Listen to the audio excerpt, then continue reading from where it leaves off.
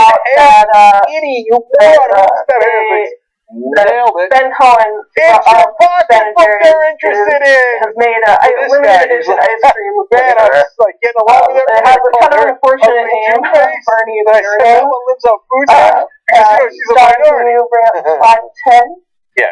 Oh, and John's Real smooth dude. Real link up there, awesome. No, he's got to go. Absolutely. Yeah, the name was not the strongest element of this whole person game. behind definitely not. And I would also like to point out that Encode is no longer can basically take what you're CEO thinking or anything other than an advisor to Ben and Jerry's. left and right. A lot of people got a little bent out of shape about this because we have a video they thought Ben was still, they were like, oh, Unilever is now the owner of Ben and Jerry's, and this is just a big corporation, and this is totally hypocritical, but this is just the guy. This is just coming from the guy Ben Cohen, not Ben and Jerry's. So just separate the two in your minds. So the flavor, which we have a description on slide 10, is it features milk chocolate disc covering the top of a plain mint ice cream. The disc is meant to represent a huge majority of economic gains that have gone to the top 1% since the end of the recession. It is the rest of us. And that's the description on the back of the pint posted on the website, which is on slide 11. So you're supposed to bash up the... Okay, no, I gotta tell you, that's hilarious. Yes, it's a really good First of all, exactly. why do I need this, like, this member to do that the for me when I can 99? swipe left? Right, exactly. Yeah, look, I get break that. them up. There's really no real reason to do this, other than the fact that that is the exactly creator what behind this that ice cream managed to represents. successfully The big create banks, something those that top can 6 read your institutions body and what that have you're more thinking. money and more power in our it might systems be than bullshit. they I did don't know. when we saved their asses. Break them up. Go ahead. I want Like, start rapping, man. You're almost there. It's about love. All right. No, so in Using a order to robotic win this, hand like, and skin it's sensor, limited edition her flavor. They only Tinder robot made reads like the 40 user's physical response to Tinder But profile. you can sign up to win it on Bernie's website or on Bernie'sYourName.com. Let me continue.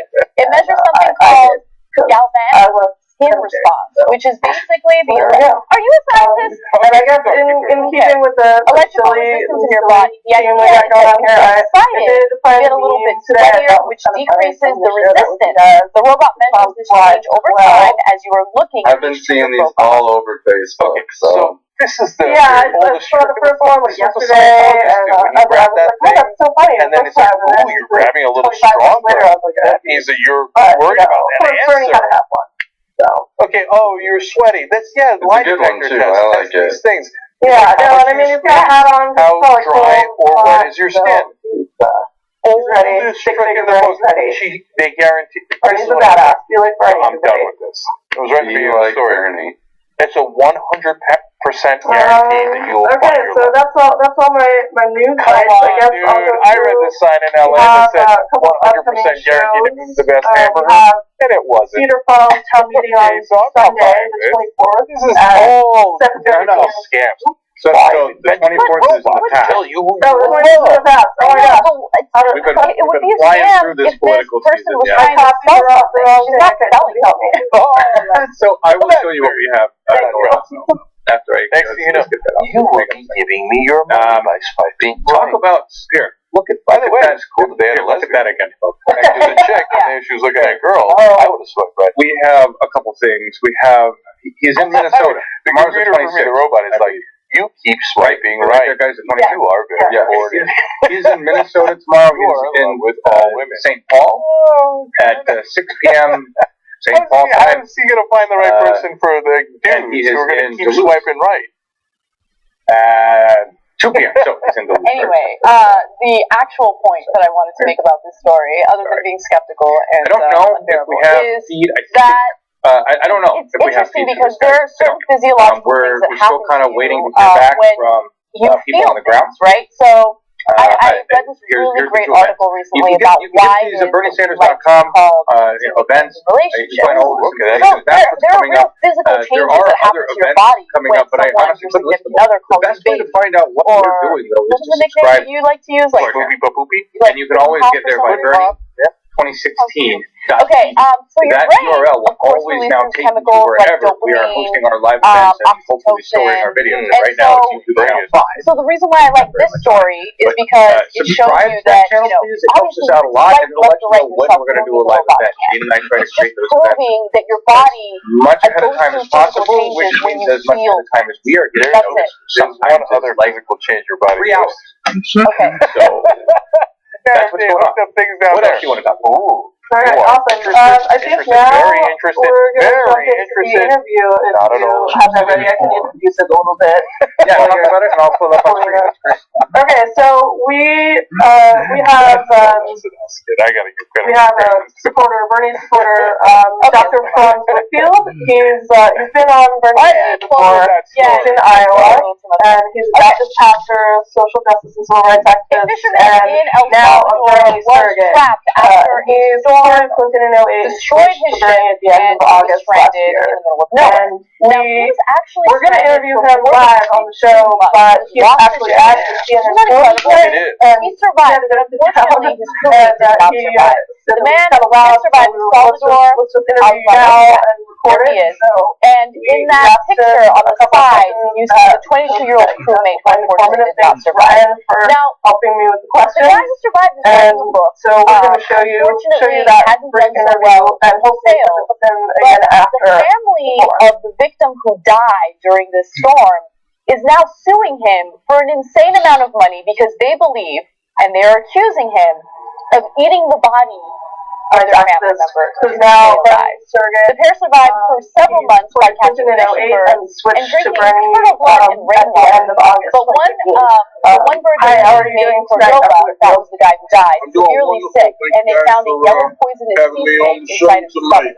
Yeah, thank you so much for being here. Can you remind our viewers why you switched your endorsement from Secretary Clinton to Senator Sitting Sanders? on the boat for 6 days and chatting to him. Can you remind our viewers why you switched your endorsement So to he was Senator maintaining Sanders? that he didn't eat the corpse, he threw it overboard, and of course he was devastated when his crewmate died. This is a crazy story. So, look, it's really disheartening that the family sued. Number one, once you're out off the sea, I don't know what rules apply. And you would hope to God that they didn't kill one another, obviously, right?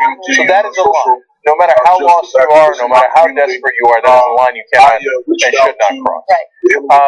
But assuming that didn't happen, and they were friends, they survived together for so long, once the friend died, that I needed. They want to I wouldn't blame him for eating. Yeah, you got to do what you got to do to survive. That's not a thing that you sue over. I mean, if the positions were reversed, I would say, yeah, of course, you should eat whatever you have your hands on, including if it's me, the dead person, right? And so for the family members to sue in retrospect, it seems like they're trying to get paid off of it. Are you surprised? I mean, I don't know. Does he have any moral obligation to share any money he might make with the other families? Honestly, no. I guess that's up to him. I wasn't He's barely surprised reading. at all. He only sold 1,500 copies of the book. You know, They're suing him for $1 million. So awesome he doesn't job have $1 million. here in Iowa. I feel like this adds insult to injury. I know they're devastated that they lost a family member because of this tragedy.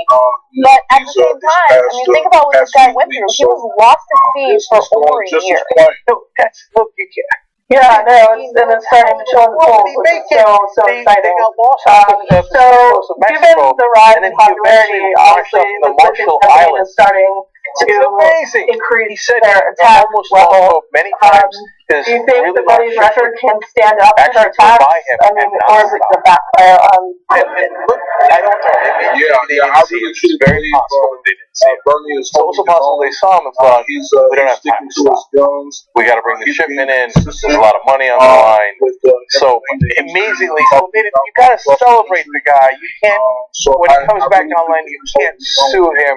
That's crazy. We don't know what happened out there. Luckily, they'll never be able to prove it. Clearly, there were no other witnesses. So as long as he doesn't change his story, he's very likely to win. Yeah, of course. Turns out there's sharks in the water that he had to watch out for 15 months, but there's also sharks on land. So, and tonight is a result Who came up with that? No, I didn't. We had the master in the room, Amir. But I don't know if it was him. I know we started with seafood and wound up at seafood. We thought about finding young cannibals. So now all of a sudden, Bill Cosby has filed a defamation lawsuit against 7 women who have accused him of rape or sexual assault. Now, the women that he's going after are the same women who have filed a defamation lawsuit against him because after they came forward with their stories of being sexually assaulted by him, he went in the media and he started to say defamatory things about them. So basically, his lawsuit is a response to their defamation lawsuit. So here's more than 40 women have come forward with very similar stories of him attempting to drug them, sex with them. But this is his way of handling the situation by suing the 7 women who filed a defamation lawsuit against him. I really don't. To be slightly fair to him, when apparently there's not good reason to be fair to him. If you were innocent, this is what you would do. You would file for defamation. That's the reason why he's doing it. Not because he's innocent, because he wants to make it appear that he's innocent. Well, now he's going to have to go to court. See, if I was innocent, this is what I'd do, because I'd want to go to court and actually lay out the evidence. Now, if you're doing it for the appearance of innocence, and then you actually have to go to court, and the evidence comes out against you, it might not turn out so well. So we'll see if he actually follows through. It's one thing to file the suit. It's another thing to get into the court. So there might come a time between now and then when he finds Jesus, and it's like, yeah, so anyways, as I was saying about that lawsuit, not so much. Yeah, you know what? You might wind up in court. Yeah, that was awesome. Yeah, right into where you totally admitted that you bought Quaaludes with the intention of drugging young women. How does anyone recover from that? How does anyone dodge prosecution? You know why? I think it's because it's possible to get so deluded that you drink your own Kool-Aid. That's my fault. So he might be doing this because he really thinks like, what? So I mean, just because I drugged him and they were on time, what is that, right? That's not right. Why'd they come over? Like, who knows? Maybe he thinks that way. Maybe he goes and files that in court. What we need is we need volunteers. Yeah. Okay. All right. Listen. Here's a couple of things I got to tell you. First of all, look, it's Christmas time. We're giving away a lot of stuff. Now I want to tell you about Monster Superstar. That's a Bluetooth wireless speaker. In the old days, we used to have boom boxes. No, now it's a small little thing, but it's awesome. Furthermore, indestructible. I don't know if you guys have seen the ad we shot with Shaq, but he dunked it through a volcano, and it still survived. Bit of an ad, but anyway. Okay, now you get to have one because we're just that nice. But what you're gonna do is you have to give. Come on, it's a holiday season. Don't be selfish. So you tell us why somebody in your life deserves a Monster Superstar. You got to tweet it at us, include at the Young Turks and at Monster Products, and use the hashtag Monster TYT. Okay, now tell us why you think somebody deserves it.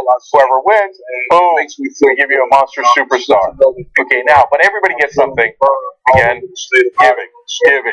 That's how we are. We're giving. Go to monsterproducts.com/TYT. We did. You get products.com/TYT for the new year. Okay? So monsterproducts.com/TYT. You back out? Alright, I'm back, I guess. That was Dr. Whitfield. Come back at 8:30 p.m. Eastern. We're going to do the live Republican debate, Trump versus Cruz. Super interesting. That's going down. Ryan very nicely made a slide with a great quote. I know I'm throwing a lot of handles at you, but one last one. If you want to become a member, get all the post games, get all these shows whenever you want. Watch the interviews when they're live.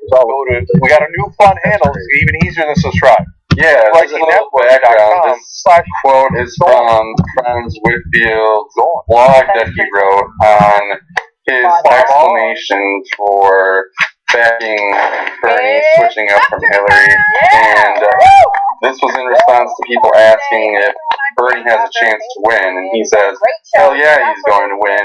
Ever since the late 70s, the Democratic candidate that won the Iowa caucus has gone on to become the Democratic nomination. As great as Bernie is, he can't win this election by himself. He needs each and every one of us. We've got to keep the fire burning in our hearts. We've got to get on the phone and make call after call after call to get people to support Bernie. Make people see his track record. Get out on your feet and knock on doors and make people see that Bernie has been in this thing too long to bullshit people, but he is here to make better way for the average Joes like myself. Tell them he supports pay equity for our beautiful women. Tell them he strongly supports civil rights for all. Tell them he believes in standing up for families. Tell them he's a supporter for our military and veterans. Tell them he's a supporter for education for all. Bernie is who we need in the White House, and with your help, we can make it happen. I hope you stand with me and Bernie. Do you feel the burn? Well, burn, baby, burn. Nice. I was wondering how you were going to do that last line, if you were going to really go for it, if you were going to keep it in. So, of course, you kept it chill, because you're super chill. But yeah, so he's just emphasizing there that this isn't all about one man. It's not about Bernie Sanders. And we need to keep working and get on those phones and phone bank. It's the last week. This is the perfect time. Get those undecided voters. So yeah, I think we're going to have to talk about phone banking, because I've been hearing a lot in Georgia about how Bernie now has one staff person, paid staff person in Georgia. There's an office open in Atlanta, so that's super exciting. And the big message I'm hearing from them is everybody needs to phone bank. Everybody has to do it. They've given us a number, how many that they want us to do. So and I promised Ryan that I would do it, and I didn't have time this weekend, but because I was getting ready for this. So now that this is done, I have a minute. I'm going to do it this week. So I hope you guys are all going to give it a try too. John, do you have the phone banking video? I did not have a link for it, but Ryan said that you had it successful. Awesome. Here it is, Janine's fantastic phone banking video. Watch this, guys. Even I figured out how to do it.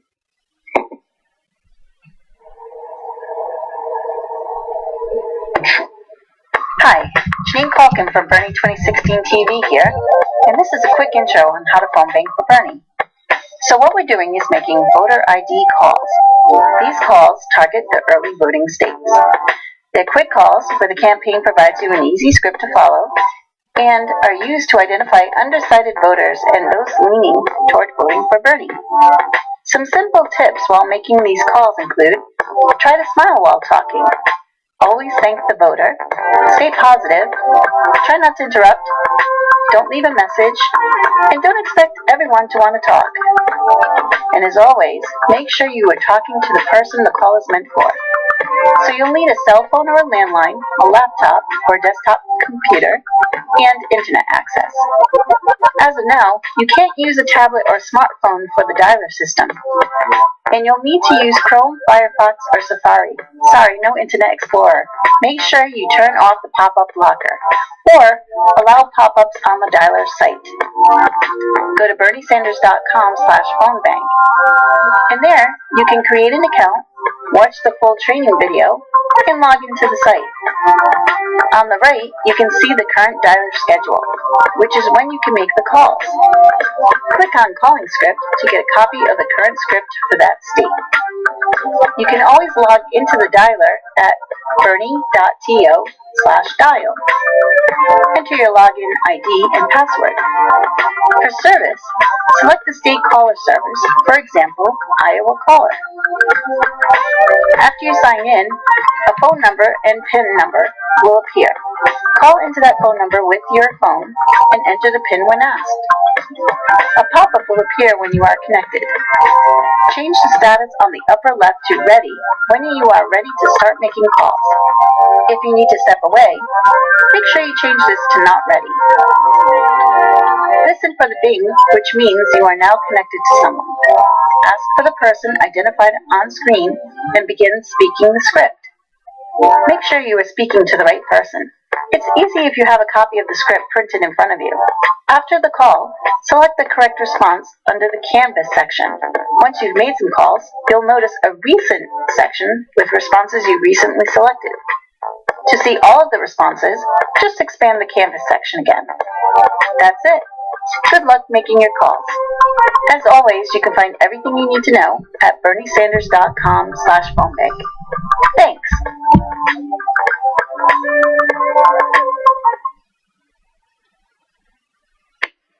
And that was made in-house here at Bernie TV by the lovely Janine, and I love the groove and music. That was great. Make you nice and relaxed before you start phone banking if you're a little nervous. I also want to say about phone banking, Lou earlier brought up a really great point to make sure you sign up in advance to do phone banking, because apparently if you sign up right at the time, it's you can have some issues. Lou, can you elaborate on that at all? Yeah, no problem, Alice. Here in the house, we are close to Iowa, and let's be honest, we're close to the first. We've got just about 80 some hours until the first caucuses. I've been running phone banks. Nebraskans for Bernie have been running phone banks for about 2 months now. And one of the things is we get closer to the date, and it's a beautiful thing. Don't get me wrong; it is absolutely beautiful to see 500,000 phone calls being done in a day. To see folks making 500 phone calls in a day, but it bogs down the system. So if you know that you're going to be phone banking that day, I really strongly suggest you register in the morning, because yesterday I had a phone banking event at my home. Where we had to go back to the old system of hand dialing the numbers for people that were new and just signing up because it wasn't giving them their numbers fast enough.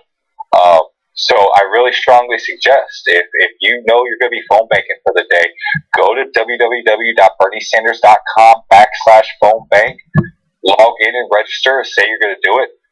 Your code that will be sent to your email is good for at least 24 hours. So you'll be able to get into the system, no problem at all, and it won't be just one of those things that you're waiting. You can actually be working. Nice. Okay. Yeah. Thank you. That was a great tip. Ryan's done tons of phone banking, so now I'm the only one here that hasn't done it. So I've gotta get even ET phone banks. That's awesome. Lou, can we see what's happening in chat? Any questions, comments? Actually, we got some. First off, I must have missed something about pencils. Oh, no, I didn't. That has to do with Ryan and his beard. Ryan and his beard and how many pencils. Did we ever actually get a number on that, just for the record? We did. We did, yeah. I did it on air the other day. I believe 7 was the total, yeah. But that was under pressure and with short notice, so I think we could go ahead. No, go, man, because I was actually sitting here, I was doing an off-screen comment mod that day, and I do remember the picture of, so there's a lot of talk about, number 1, your beard, number 2, loving ET and phone banks. I mean, we are, let's call it what it is, folks. The Bernie Sanders campaign, we the people, are those uncounted masses by the polls, and we all know the ET phoned home, and we're trying to phone into the American dream. So I gotta love that meme. There's a lot of love for that meme, because we're trying to phone back to what home is supposed to be for the American public. Oh my gosh, I love that. That's so. I love that you put it that way. That's awesome. But yeah, that's about the comments. Is just ET and pencils, and Bad Wolf Time Lady said, Ryan, do it again. They want to see 9 in. 9. Oh boy, the pressure's on. I know. Everybody donates $1 for every pencil. For every pencil right? I like it. I like it. All right, I'll do it if that's what. If the audience will donate $1 for every pencil, I will try it during the broadcast tonight. All right, who's in? Now we just got, Ryan. This is weird, but we just got challenged from Kathy on YouTube. I challenge both Lou and Ryan to not shave until the election, and Bernie wins. All right, Kathy. I don't know about Ryan, but I will be quite honest with you, ma'am. My wife will kick my ass. There's a certain length. She's okay with it, and after that, she's like, cut it off. Hey, happy wife, happy life. I learned that a long time ago. For sure. Okay, we're about a minute out from the beginning of the forum. We always think. We hope. So I guess so if you have access to CNN, you can watch it on your TV, on your cable service. But if you don't, like I think the three of us do not, we will be watching with the Young Turks. So we will be able to hear it, but we won't be able to watch it. So. That's what I love about CNN's broadcast of these things, is that they have these countdowns, like, days ahead of time, like 37 hours until the forum. And I know the last time they did it for the debate, it got down to 0, and it said, like, debate coming soon. So they run these countdowns, and here we are at 8 o'clock, and it'll probably be another couple minutes before they actually start. I know, how can you plan with these people? God, right? I'm watching it now, guys, and I will cut it over to show you when we have to go. They're counting it. They're saying an hour still. Really? What? Okay. But that's because they're going to do their preliminary BS. Really, I hope it's not an hour of just nothing and then Bernie. That would be ridiculous. I mean, do they really think anybody's going to watch it at this late hour? Really, like I'm sure I'm not alone. I am extremely frustrated at being on the East Coast how late this is, because people are not going to watch it if it starts at 9 p.m. No, I'm sorry. I'm looking at this right now, and that's what looks like what they're trying to say. I don't know. They said public option, which is fairly unpopular. I'm sorry, this is weird. It's incredible. Again, like John said, but it's not even somebody else's fault. It's your fault. I'm trying to monitor how the damn. influential we are. We've been telling people you can't trust CNN. Yeah, this is all Maybe pre-covered. they don't trust themselves. And there's Clinton talking there, and we will do tweets throughout on the screen as you see, and I'll even read some. He's like a Roman statue, like just. And it's where Anna and I were talking about this in the show. He's the son of Gloria Protest. I did not. Wow. Okay, all right. I don't know who the hell was looking at it. Jean or my wife. One of them. Jean's my work wife, and then I have my wife. The right. One's on one coast. So let's listen in. And yeah, they were channel. I had no idea, but 16. I'm Chris Cuomo. Don't listen. We're thrilled to have you all with us now. Yeah, there have been debates. There have been interviews. Tonight, something different. A chance for the people who will decide to ask the questions. I don't know what we want to do, guys. As you know, do you have other stuff you want to cover? Wild cards that are I'll throw something out. I actually going through the comments. There was a lot of what would Bernie do with Be Like Bernie. Be Like Bernie and be on time. Don't be like CNN. I'm being serious. When it gets to TV, something crazy. Bernie, I love Bernie. To make sure they cover a variety of important issues. We're going to be late for all Carol. We really are.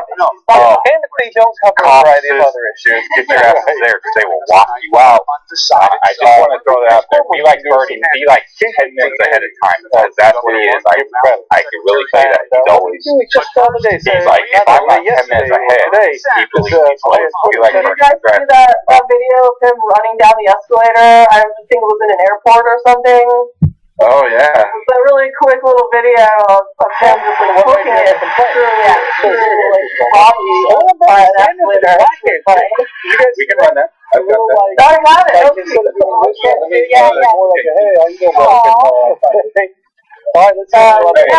We have some other stuff we can talk about. I made a really long rundown this time, so. Frankly, Mary Alice Park thing, and so we'll show that first. Okay. First started this election. Chat saying Bernie's on right now. Oh, he's on right now. Oh, so, okay. So we had no idea. So whatever I'm looking at, it must be old. Discuss the problems. All right, guys. We'll go watch Bernie, and we will cut to our meta coverage of the debate. By hashtag Feel the Burn. Right after you look at this slide. That is for a second. Okay. Chris, see you now. Message has resonated much faster, much further than I thought it would. And I think what the American people are perceiving is there is something very wrong in this country when ordinary Americans are working longer hours for low wages, when we have the highest rate of childhood poverty of any major country on earth, and almost all new income and wealth is going to the top 1%. And then on top of that, people see that that rigged economy is sustained by a corrupt, and I use that word advisedly, a corrupt campaign finance system that allows billionaires today to spend as much money as they want through super PACs to elect the candidates of their choice. And all over this country, and it's not just Democrats, it is conservatives, it is Republicans are saying that is not what America is supposed to be about. So if you're asking me, why is it that our campaign has created the kind of momentum that it has? I think we are touching a nerve with the American people who understand that establishment politics is just not good enough. We need bold changes. We need a political revolution. So, you have soft-spoken, but then immediately brought out the big stick. You have centered your campaign on this idea of income inequality. Interestingly, President Obama, talking about the job just this morning, says you do not have the luxury of focusing on just one thing when you're president of the United States. You have to be able to handle many different thankfully, that was a stupid point to make. Do you think you are getting money out of politics focuses on various President Obama is obviously right? being the president is an enormously difficult job that entails dealing with a million different issues. I think I have the background. I think I have the judgment to do that. I would remind you and remind the viewers that in 2002, when George W. Bush and Dick Cheney said we should go to war in Iraq, Bernie Sanders listened very carefully, and I said, no, I think that war is a dumb idea. I helped lead the opposition to that war. And if you go to my website, listen to what I said, and sadly enough, it gives me no joy. Much of what I feared would happen did happen. I do believe I have the background for the job. Well, it is time for you to make the case. Let's do it with the people who matter, the voters. The first question for you, Senator Sanders, comes from Jerry Oates. She says she is an undecided. Jerry? Yes, Senator, some of your detractors have called you a socialist on occasions, and you don't seem too troubled by that, and sometimes embrace it. I wondered if you could elaborate on that, and just to show us what the comfort level you have, your definition of it, so that it doesn't concern the rest of us citizens. Well, what democratic socialism means, to me, is that economic rights, the right for economic security, should exist in the United States of America. It means to me that there's something wrong when we have millions of senior citizens today trying to get by on $11,000, $12,000 a year Social Security. It means there's something wrong when the rich get richer and almost everybody else gets poor. It means there is something wrong, and government should play a role in making sure that all of our kids, regardless of their income, are able to get a higher education, which is why I'm calling for free tuition at public colleges and universities, and why we have to deal with this horrendous level of student debt that people are having. Now, what's going on in countries around the world, in Scandinavia and in Germany, the ideas that I am talking about are not radical ideas. So what democratic socialism means to me in its essence is that we cannot continue to have a government dominated by the billionaire class and a Congress that continues to work for the interest of the people on top while ignoring working families. What this campaign is about, and what I believe in, is creating a government that works for all of us, not just a handful of people on the top. That's my definition of democratic socialism. Can you see the Iowa poll? The likely voters, 43% identified as socialist, 38% as capitalist. Oh yeah, you're on vacation. She says she's undecided. She sees how healthcare plays out every day. Likely voters. A concern for you. Please, Renee. Senator Sanders, you have branded your program, your single-payer health program, as Medicare for All.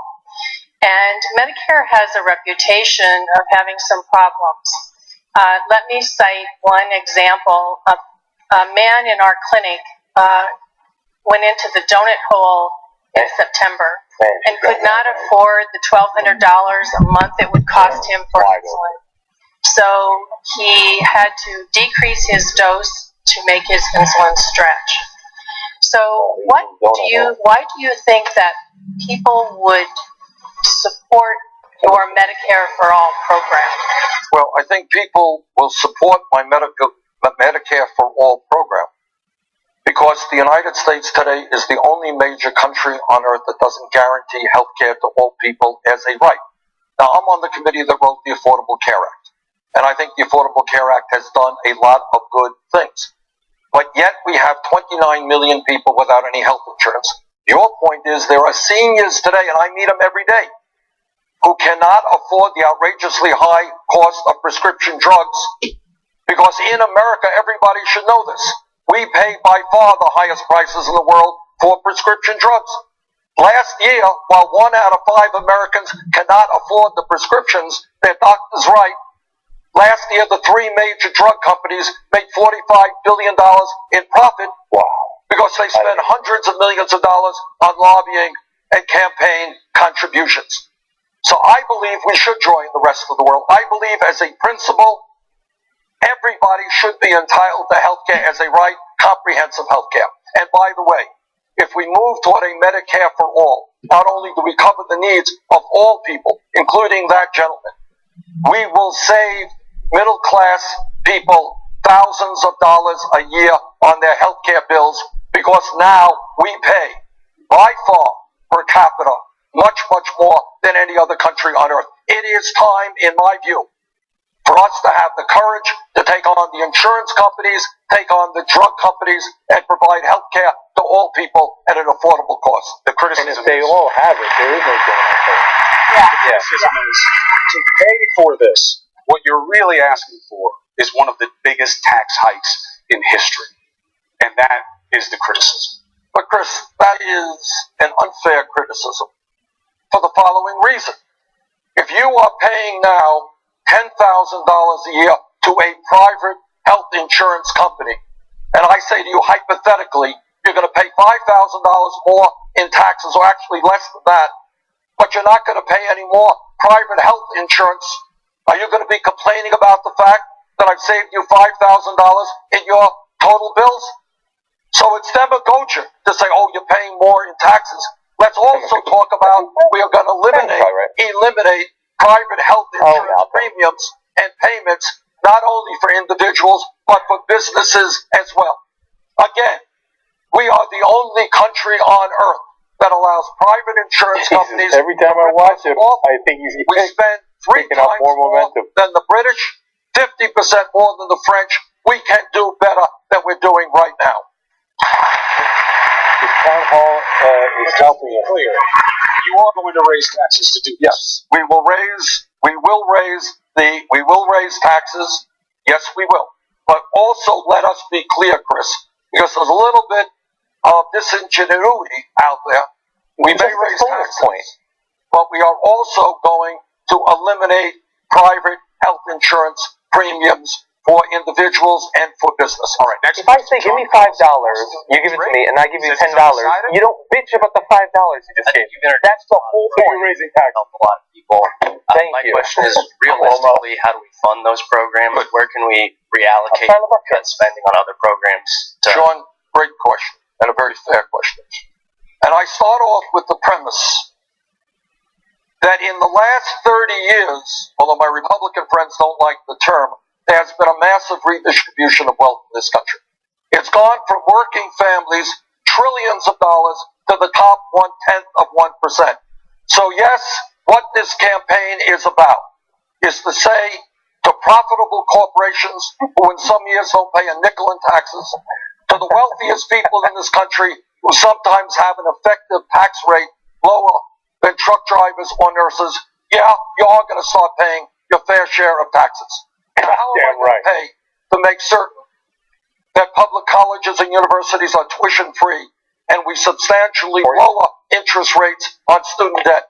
I pay for that because we're going to ask Wall Street to pay a tax on speculation. We are also believing, I believe, that after the working families of this country bailed out Wall Street, maybe it's their time to help the middle class of this country.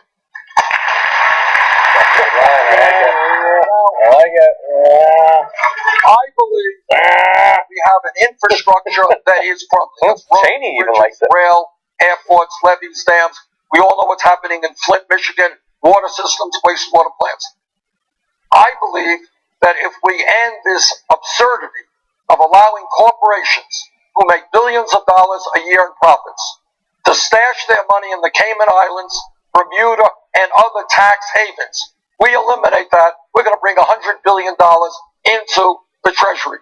That money goes into rebuilding our infrastructure, creating 13 million jobs in 5 years with $1 trillion investment. I have paid for all of our proposals. Right, Senator. Then the pushback becomes how you pay. Now, in this room, you're preaching to the converted somewhat, right? These are presumptively Democrats. But you will hear people say that your paying for it is actually punitive. You're going to punish people who make money. You're going to punish the financial district. You're going to punish and wind up changing the idea of an open and free economy because you're going to punish them for speculating. You want to say punish one more time, Chris? Speculate as much, which means you won't get as much activity. And we're up to 4. If you do a checklist of how you pay for everything, what you're doing is amassing the biggest government ever after President Clinton said the era of big government was over. Seems like Bernie Sanders is saying not only if it's over, I'm going to do it bigger than ever. We got to put what I am doing. You know, I wasn't married to Bill Clinton, right? And here's the context. Today in America, we have more income and wealth inequality than we have had since 1928. There has, Chris, been a massive transfer of wealth. I'm talking about trillions of dollars from the pockets of working families into the hands of the top 1/10 of 1%. That's a fact. They punished us. So if you are telling me that at a time when Wall Street's recklessness, greed, and illegal behavior brought this country to its knees, that I am going to say to them that they're going to have to start paying their fair share of taxes, fine. If that's the criticism, I accept it. I demand that Wall Street start paying its fair share of taxes.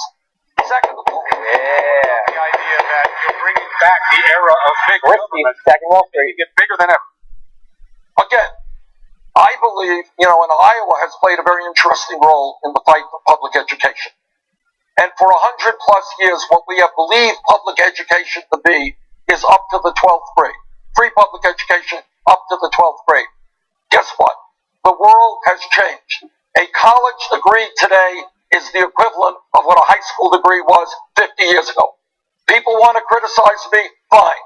I believe that every kid in this country who has the ability and the desire should be able to get a higher education regardless of the income of his family. And I will pay for that through a tax on Wall Street speculation. They don't criticize the goal. They criticize the method of how you achieve it. Give me a yes or no on that. Is the era of big government back with President Sanders? The era of protecting the middle class and working families is certainly something that I will make happen. I believe, for example, that when my Republican colleagues talk about cutting Social Security, I say that when you're living on $12,000 a year Social Security, no, we shouldn't cut it. We should expand Social Security. And we do that by lifting the cap on taxable income. So, Chris, this is what I think.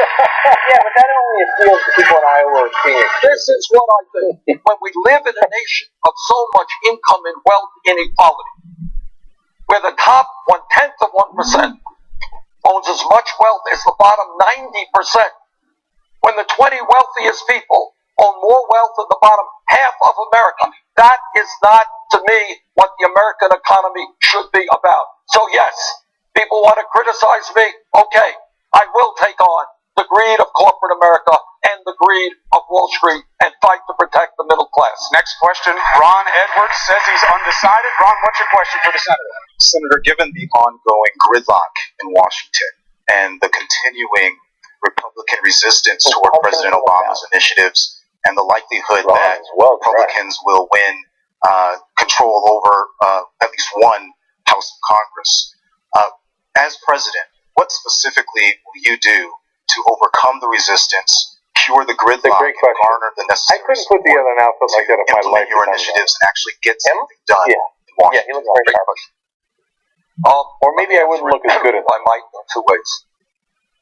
I am probably the most progressive member in the U.S. Senate.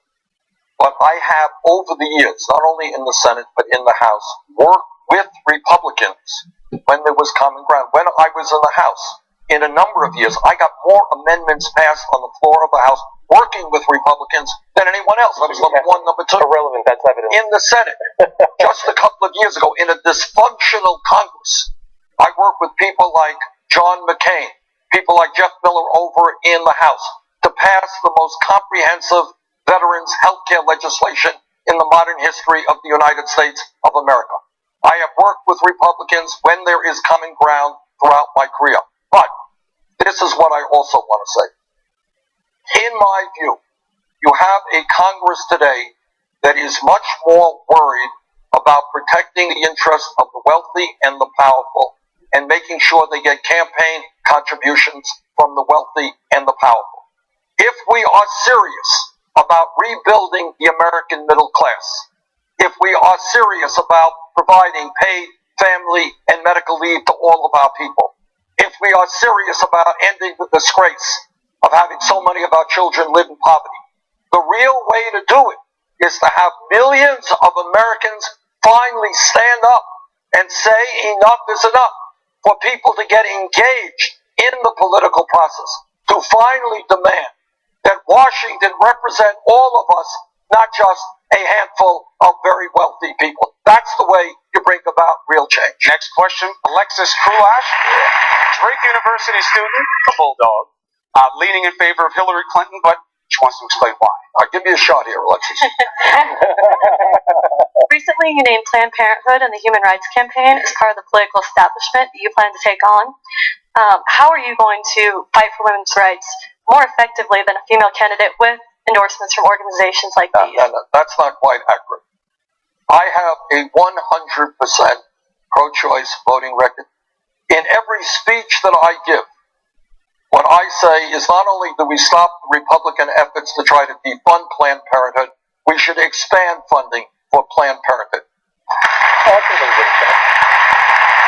Also, Mayor Post did endorse Hillary Clinton, but not by a vote of its membership, just by the executive board. On a television program, and I did not say it well, is that sometimes the base of an organization looks at the world a little bit differently than the leadership. So if you have a 100% Planned Parenthood voting record, 100% pro-choice voting record, there are people who are asking, why is the leadership not either supporting Bernie Sanders or why are they, opposing him? And my point is that I will fight. These are great organizations. I met with Planned Parenthood. They do a fantastic job, not only in defending women's rights in general, but talking about sexuality in America. They are a fantastic organization. Count me in as somebody who strongly supports them. So this was simply a question of endorsement policy, not whether or not I strongly support these organizations. Alexis, vote yet? Alexis, correct, she's saying as to the purpose of the question, not to whether or not you have a vote. I think she's going to have to decide on that. I'm just kidding, but that is the difference. I support the organization. Alexis, second aspect to your question, though, right? You said then the first female president. How do you think that you would be as helpful to women as a woman president would?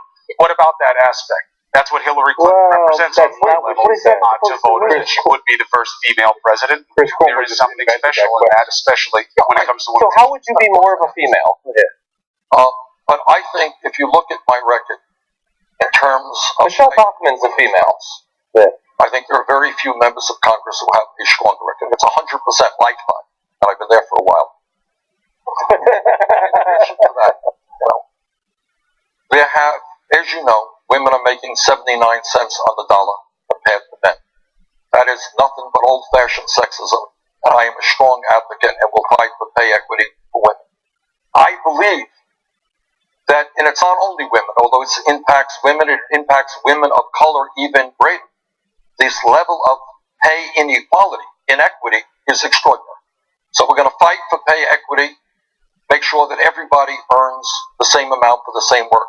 Also, what we have got to do is people cannot make it on $8, $9, $10 an hour. We have got to raise the minimum wage in this country to a living wage.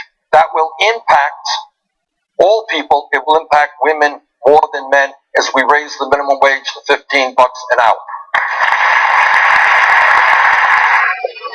So it was a good answer. John answer was slightly better. I'm alone here. Hillary Clinton and I have a disagreement on a You very actually reminded me of my grandfather. affects everybody, especially women. I believe that we should expand Social Security benefits by lifting the cap on taxable income. That will help millions of low-income seniors, especially women. Ask Hillary Clinton if she's prepared to lift the cap on taxable income. I want to put you a little bit on the spot. Now that you heard the answer, Make him say he has a penis and he should apologize. Make him say it. what do you think now? And he looks like that even when he's happy, so don't worry about his particular reaction. So, after the answer, where are you? Same place, open-minded? What do you got? It definitely means I'm going to have some hard thinking to do in the next week, but it reassures me, and it was a good plan to speak about. Thank you. Thank you very much. Take progress where you find it. All right, we'll give Alexis some time to think. The rest of you as well. We have more questions for Senator Sanders and his final pitch to these Iowa voters when we come back. Stay with us. See, that accidentally helped Sanders, the way that Chris Cuomo asked that last question. He's been trying to be tough on him, but when he said, does that affect the way you'd vote, she's not going to say, no, I'm not voting for him. That's too mean. Yeah, screw him. Yeah, so it winds up helping. Okay, so now let's do an analysis. Mm-hmm. So I was a little skeptical about this town hall forum. I know they wanted to limit the debates, and so they're having to do these town halls where they're not debating technically. They can't be on the stage at the same time. That's right. But I actually now think that it's really helping Bernie Sanders. Yeah, this is great. I love this. I think that he's had really strong answers, and he did a good job in explaining why the minuscule tax hike on the middle class would save them thousands of dollars in healthcare costs, right? But the thing that's so frustrating is I'm tweeting about this, obviously, as we're doing this coverage live, and people are like, no, taxes, you can't raise my taxes. They don't understand. Americans don't understand it. They hear raise taxes, and they shit their pants. Yeah. You're already spending so much money in healthcare costs. So much money. Please be smarter. And then not only that, the education thing, right? Bernie wants to make education available for everyone. And people are like, no, not on my dime. I don't want to pay for other people's education. What do you think is happening with student loan debt right now? When the students default, what do you think happens to taxpayer money? That's taxpayer money. You're already paying for that education, right? Make education free so these students don't have to take out federal loans to pay for their state schools. So, by the way, they're using the same argument against the GI Bill. I don't want to pay for these GIs' education, man. There's a lot of them. There are hundreds of thousands that went over there. I don't want to. Yeah, but, okay, so first it's the right thing to do because they fought for our country, they fought the Nazis, yada, yada. Yeah. GI Bill. Okay, but so that's veterans, that's easier. But it's not just about veterans. What happened with the GI Bill is then they went and contributed to the economy. Yeah. And they helped build up a middle class that was so much stronger, and that was the engine of our growth in the 1950s and 60s and 70s when we became number one in the country. Yeah. I'm sorry, number one in the world in terms of our economy. So it helps you. It doesn't hurt you. But the reason they're doing it, Anna, is because we've all been programmed through television. Yes. Tax is bad, tax is bad, tax is bad. Yeah. It doesn't matter what they're for, right? It doesn't matter if they're actually here to help you build a bridge, make sure your water isn't poison in Flint. Yes. You know, make sure that your kids can get an education. And what do you mean pay taxes? Who, right? Bernie Sanders isn't saying I'm going to take the average guy and I'm going to raise his taxes tremendously. He's saying first thing I'm going to do is tax Wall Street speculation. It's a very specific goal. And then raise taxes on billionaires, etc. But like Jimmy Dore always jokes around about, everybody schmuck sitting out there thinks he's going to be a billionaire. Yeah. He's not raising her taxes, right? I think next year I'm going to start doing credit default swaps, actually. Yeah. And Chris Cuomo keeps saying, and he said it 4 times, well, aren't you just punishing the rich, punishing them, right? No, wait, they're punishing us. Yeah. As Bernie Sanders says, we had the redistribution of wealth to the top. Trillions of dollars moved to the top 1%, or not 1%, 0.1% or 0.01%. Yeah. And I've shown you guys on the Young Turks why that's the case. Productivity has been increasing steadily, but wages flatline. The reason is because they rigged the rules so that the money flowed to the top. So the difference between your productivity and your wages, this triangle that I'm showing you here, right? Yeah. That's the trillions of dollars that should have gone towards your wages. You got punished. Yes. You got punished. They want to talk about punishment. Punishment would be putting them in fucking jail. We didn't. They're out there working. We can get a small percentage of that. Yeah, and it's not about punishing them. It's about doing what's right. The fair taxes, I don't need to punish the rich. Nobody's going to get Oprah and punish her, right? We just want to do what's right and fair. All right, they're back. Secretary Clinton, she has an ad out now. You both put out big ads. I know how you feel about yours. Let's take a look at Secretary Clinton's ad. Old man smell. How do you respond? World a president has to grapple with. Sometimes you can't even imagine. That's the job. And she's prepared for it like no other. A tireless Secretary of State standing up against the abuse of women and girls, negotiating a ceasefire in Gaza, leading the diplomacy that keeps us out of war. The presidency is the toughest job in the world, and she's the one leader who has what it takes to get every part of the job done. I'm Hillary Clinton, and I approve this message. The argument is, sure, Bernie's got the heart, but I have the head. You have to be experienced. You have to know what to do. Is that what the argument was? Is Secretary Clinton simply better prepared for the job than you? Don't leave. We have another 15 minutes. This is one of the best standing up response. Okay. Right, let me shock everybody here. This is true. I've known Hillary Clinton for 25 years. You know what? I like Hillary Clinton, and I respect Hillary Clinton. And Hillary Clinton has devoted her life to public service, and I have tried, as I hope you all know, not to run a negative campaign, not to be attacking every other day, to keep this discussion on a high level where we debate the issues facing this country.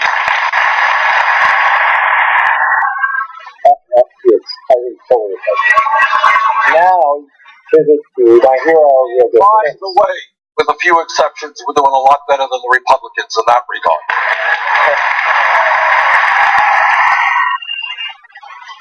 But on the other hand, that's not a very high bar to reach, so what is this? All right. What do I think? Let me just give you a couple of examples. The truth is that the most significant vote and issue regarding foreign policy that we have seen in this country in modern history was the vote on the war in Iraq. Okay, that's the fact. I voted against the war in Iraq, and if you go to my website, listen to the speech that I gave when I was in the House in 2002, saying, yeah, it's easy to get rid of a dictator like Saddam Hussein, but there's going to be a political vacuum, there will be instability, and it gives me no pleasure to tell you that much of what I feared, in fact, happened. Hillary Clinton voted for the war in Iraq. All right.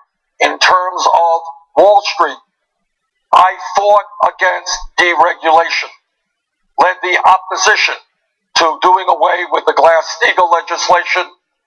Unfortunately, my side lost. Wall Street became deregulated. The rest is history. Wall Street has operated in a very significant way, in a fraudulent way. And obviously their greed and recklessness helped destroy our economy and create the worst recession since the Great Depression. I led the effort against Wall Street deregulation. See where Hillary Clinton was on this issue. In terms of climate change, which everybody here knows, and apparently everybody in the world knows except Republican candidates for president, is one of the great environmental crises facing this nation. On day one, I said the Keystone Pipeline is a dumb idea. Senator? Okay. The pipeline and pipelines in Vermont, New Hampshire are dumb. We got to break our dependence on fossil fuel. Why did it take Hillary Clinton such a long time before she came into opposition to the Keystone Pipeline? Trade policy. I have understood from day one that our trade policies have cost us NAFTA, CAFTA, DNTR with China, millions of decent paying jobs. I didn't have to think hard about opposing the Trans-Pacific Partnership. It took Hillary Clinton a long time to come on board that. So, in other words, yeah, I do think I have the background and the judgment to take this very, very difficult job of being President of the United States. One point of pushback. We know we're in the final stretch here. Intensity gets higher when you're in the final stretch like you are right now. But on January 19th, you were talking about Secretary Clinton's experience argument, and you referred to Dick Cheney. You said he had a lot of experience too. Now, that's actually a great referring to Dick Cheney when talking about Hillary Clinton, not exactly the most highbrow way to conduct the election, some might suggest. My only point unbearable. Look, Secretary Clinton was Secretary of State of this country for 4 years. That is a lot of experience. There's no debate about that. I was not Secretary of State. But experience is important, but judgment is also important. And my own point was, in talking about Dick Cheney, he had a lot of experience too. His policies with regard to foreign affairs was an absolute disaster. So experience is important, but it is not the only thing. And I would urge people to check out my views on foreign policy, how we deal with ISIS, and I think they will make a lot of sense to the people of Iowa and the people of our country. Let's get a question. Carrie Crawford says she's undecided, mother of 3 grown kids. What is your question? Hello, Senator Sanders. In light of the recent mass shootings, I'm interested to know how you're going to make inroads with the powerful gun lobby to establish more effective gun control legislation. And the second part of my question is, how will you support easier access to mental health care in clinics? All right, excellent question. Good. Now, I have been attacked. And in fact, yes, I want give me that's focus on. That's politics, and that's fine. Although some of you might recall that back in 2007, when she was running against Barack Obama, she also focused on that issue, but she thought that Obama was too strong on gun issues. You may remember him referring to her as Annie Oakley. All right? Today, Hillary Clinton is running a lot of advertisements on gun issues. Interestingly enough, she's running most of them in New Hampshire, where she thinks it'll work, not running so many of them in rural Iowa. Now, you can form your own judgment as to why that is the case. But to answer your question, in 1988, I ran Vermont's lone seat in the U.S. House of Representatives. I ran as an independent against the Democrat or Republican. The gun lobby said, vote for either the Democrat or Republican. Don't vote for Bernie Sanders. This is 1988. Because Bernie thinks that we should not be selling military-style assault weapons in the United States of America. Back in 1988. I lost that election by 3 percentage points. I cannot tell you that that was the only reason, but I had the gun groups working against me back then. Since then, I have supported instant background checks, the expansion of instant background checks, because I believe our job, if we're going to end these horrific mass murders, or at least have some impact in lessening the occurrence of them, we have got to do our best to make sure that guns do not get into the hands of people who should not have them. Criminals, people with mental instability. I believe, as President Obama does, that we've got to deal with this gun control loophole. And that's what he's working on now with his executive order. People should not be able to circumvent the instant background check through the gun control. That 1988 law or through the might have informed him as to why he was not as good on gun control later, because he paid a price for being tough on gun control. Where people are buying guns legally, going through the instant background check, and then selling them to criminals. Senator, address your shift on the issue regarding manufacturers and their liability. Here's to remind you guys, tell them where you were first and then what you just said. I voted for the bill. And the reason I voted for the bill is you got a bill which has a number of elements in it. Among other things, it has a section which says we should not be selling ammunition which will pierce policemen's armor and protection. I think that's the right thing. It had a section in it which said that we want to have safety locks for children on guns. That makes sense to me. It also had a provision in it which says the following, and people may disagree with me, this is my view, is that if you are a small gun shop in Vermont, and I legally sell you a weapon, okay? You go out, buy that gun legally, and you go out and kill somebody. I think the gun shop owner should not be held liable for your criminal act. That's what I believe. Now, within that bill also, there were some onerous provisions, not good provisions. What happens if a gun manufacturer is selling a whole lot of guns into an area, far more guns than that area can consume. And what happens if that gun owner, that gun manufacturer, should know that those guns are going into criminal hands? Should that gun manufacturer be held liable? Yes, he should. So I am willing now to look at that legislation, maintain what was good in it, get rid of what is bad in it. But isn't that kind of having it both ways? Like either they have liability as a manufacturer or they don't. The first argument seems to make sense. Why would they be exposed to liability that other manufacturers are not? But are you having it both ways? Based on the actual activity. If you're a small gun shop owner, and you sell somebody a gun, legally, all right? You don't do anything wrong. That's what you do. You sell guns. Somebody buys the gun and then goes out and kills somebody. Do I think that gun shop owner should be held liable? I don't. What's the difference between selling one or selling 1,000? No, but the point is, but here's the point. If a gun shop owner should know, why should somebody be buying 1,000 guns? Somebody should be thinking that does not make a lot of sense. In that case, that gun shop owner or the gun manufacturer should be held liable. Yeah, or if we find out over a period of 6 months that many of the guns they sell are used in crimes, and that's a pattern that we can establish, well, then you have a liability problem. I absolutely include in that the fact that mental health should be treated as part of healthcare, should be available to all people. I think you sounded very powerful today. I have gotten calls in my office, and I'm sure other senators have as well. This is the call.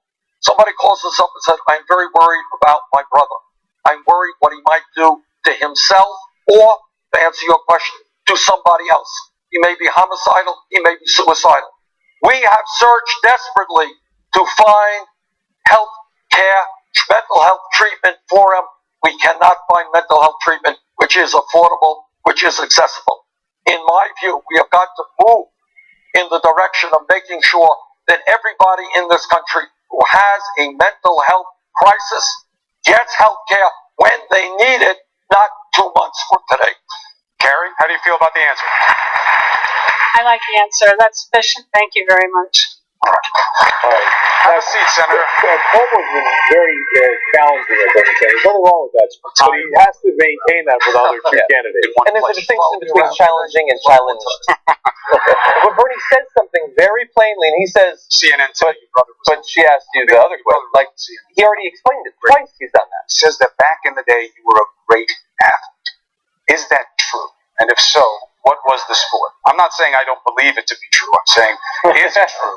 And what was the sport? You know, family. Rhythmic gymnastics. I was a very good athlete. I wouldn't say I was a great athlete. I was a pretty good basketball player. My elementary school in Brooklyn won the borough championship. I'm not saying anything. I'm just saying. Hardly worth mentioning, but we did, yes.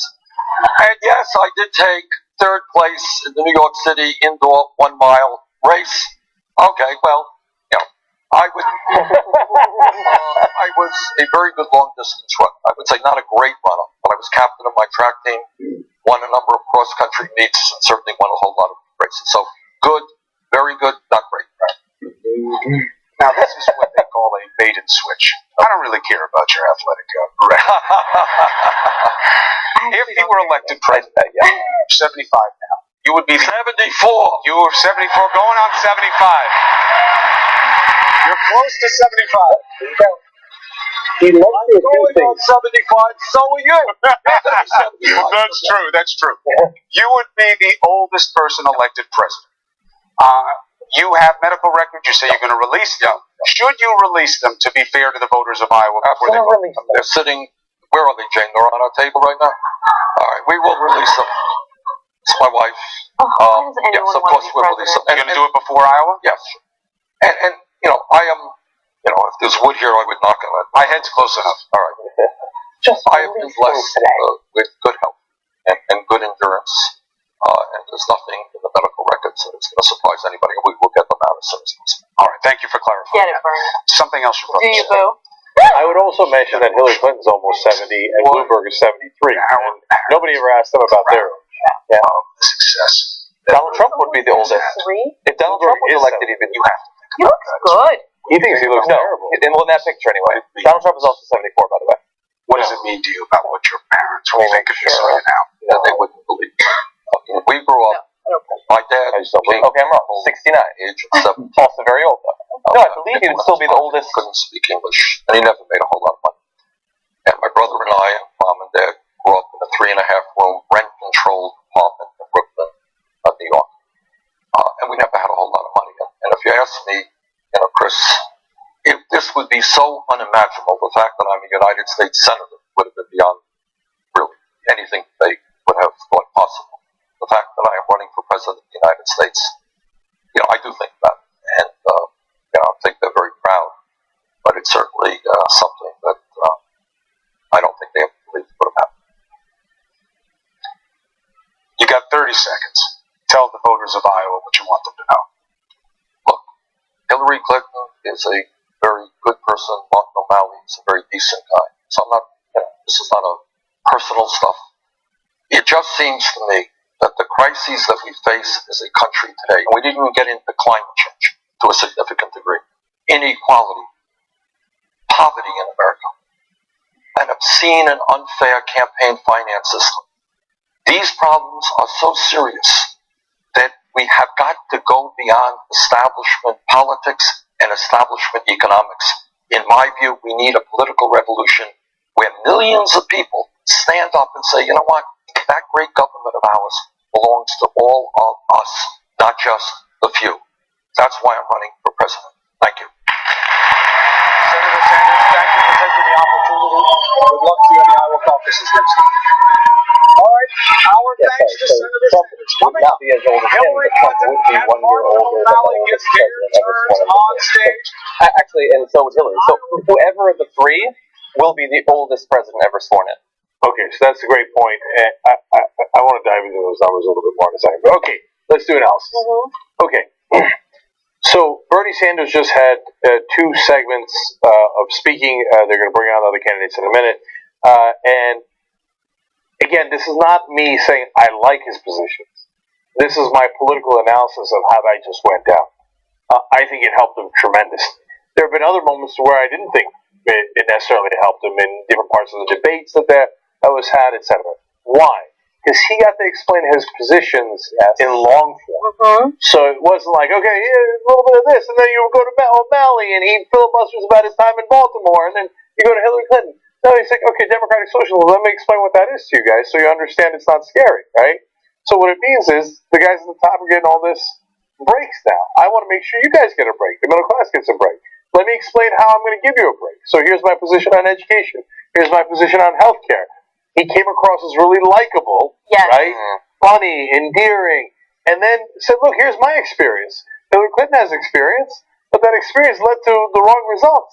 So he really got to make his case better than I've seen him make it elsewhere because he had the opportunity. It was long form. Now, the other candidates are also going to get that opportunity. We'll see how they do. But I think Bernie nailed it here. What I also think helps him is how welcoming he is of challenging questions. Hey guys, welcome back. You can see that he's like chomping at the bit to answer these questions. He's excited to answer these questions. Ryan in Milwaukee and Blue in Nebraska. And so that makes me happy because you can see a stark contrast. Yeah, we definitely have some discussion about that today. We were able to hear the audio. Any other question, right? Again, the specificity. So yeah, I kind of took some notes. I was pretty surprised at some of the rhetoric that used. I think we're all kind of on the same page there. In particular, I was really disappointed that they brought up the idea of big government. That's such a loaded term. Do you guys have any other buzzwords that you felt represented a lot of bias on the part of CNN? There's background check versus one, and there are stores like this that have a pattern of selling through intermediaries, and those guns get used in crime. There are places where that keeps happening. The Republican obviously, you can have a distinction between the two behaviors. Big government he like explained that, very bringing well. up And then Cuomo was like, well, but why one and not the other? Like, silly and then I attack think Bernie got a bit correct the flustered. record It to looked a begin bit like with, and now consistent when it was. all of a sudden it's a story And I worth agree. talking The about longer a week you can before the caucus. And the I first just 30 minutes thought the were, way I mean, the questions were presented to him on every was issue. just And the people really liked it. The way he spoke with both the young woman who asked about to mess up or poke a hole and the woman who asked about the guns. They did seem to enjoy his. Right, I know, I totally agree. And so, do you think that he managed to evade things for the most part, or do you think he fell into any of the traps? Softer again. I think he did a really good job of evading it and staying above the obvious, BS that they were throwing at him. Punish the rich, basically implying that he's I think class he presented warfare. himself really nicely. I saw someone in the chat actually here's what I'm said that he stole the show by standing up and kind of taking it into his court like that because the person said that if Hillary stands up now, she's copying him, and if she stays seated, then she appears, not as involved and not as engaged with the audience. But that's right, body language is a really big deal, and that's one of the things I actually find really frustrating about Hillary. Her body language really reads on me for some reason, like the way that she always nods, like kind of bobblehead thing going on, and I was like, that's totally petty. I find it so obnoxious. I have a really hard time getting past that. O'Malley has all that in space, and it's not working at all. But body language matters. Yeah, so now looking at it, Bernie out there, Bernie always just seems so comfortable, so maybe I'm not that guy. Not rehearsed, but very like him, and he reminds me clear, of like a clear understanding of the conversation of the issue, and if he doesn't, he is okay with saying that. And I love it. I mean, like with the gunshot owner thing, he was like, yeah, that was a complicated situation. Let's not, walk away from this without That's an amazing number. There's a lot of people who are saying, I'm going to go for Hillary, but he has my when it is complicated like that. Yeah, there's so many issues that and bills that get brought to Congress that you're not voting just like yes or no on one thing. It's been different each time, though.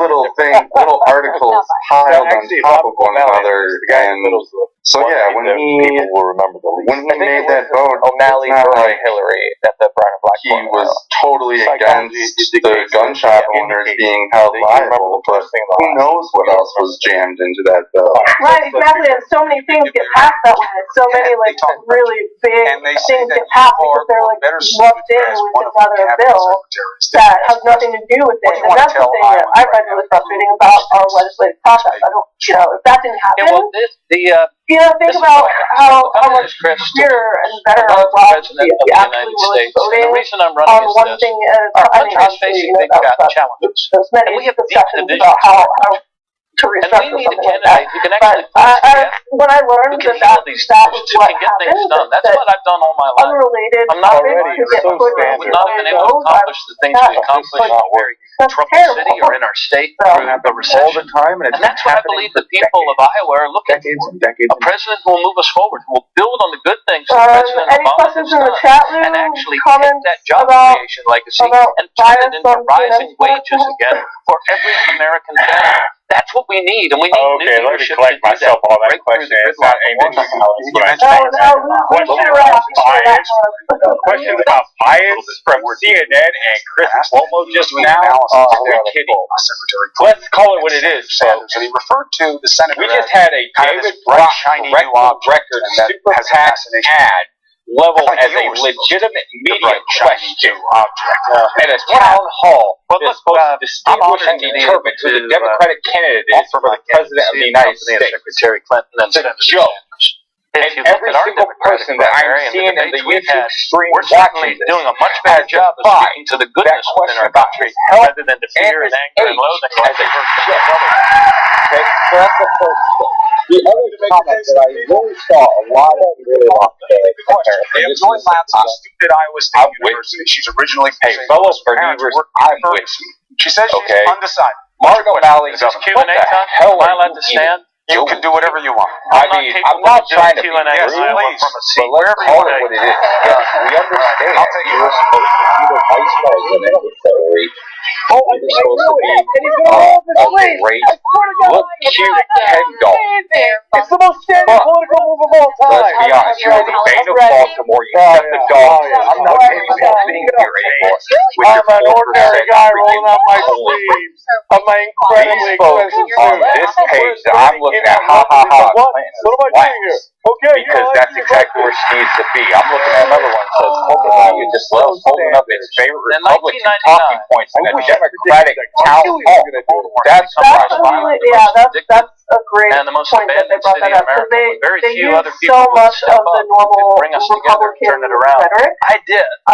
Particularly and that the big government was the one that stuck out to 12 me. years leading up to that point. But they also talked about taxes using extremely conservative rhetoric at the beginning. Black lives matter.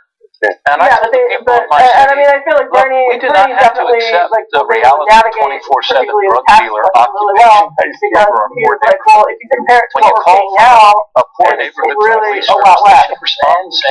But I still don't know if people are going to get it. I still don't know if that's there are a lot of things we got right. So I would a lot of actually lives say most of the supporters, most of the folks that are following in the channels right now start closing down.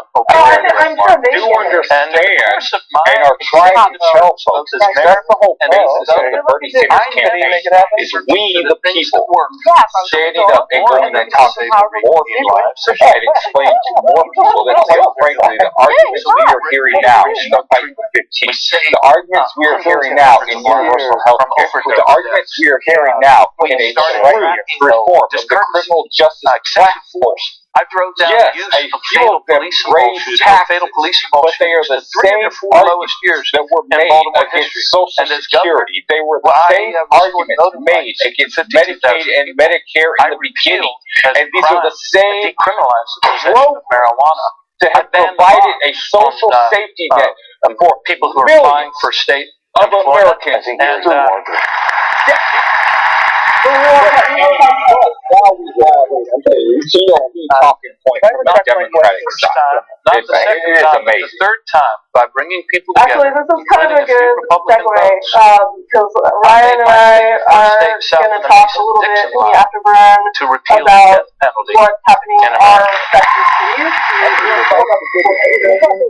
whatnot for you guys. And we want to give you a sense of some local action, like more localized action. One true story. Savannah's not a big city. I don't know how Milwaukee is compared to Savannah, but I guess it's not enormous. And yeah, we did the same shit, right? The next picture I have of the next picture, perfect. Okay, let's do it. How many dollars is Bernie gonna get? $1 per pen, and I have 9 pens in my beard book. So up from 7 last time, $9 Bernie tonight. Everybody in the chat.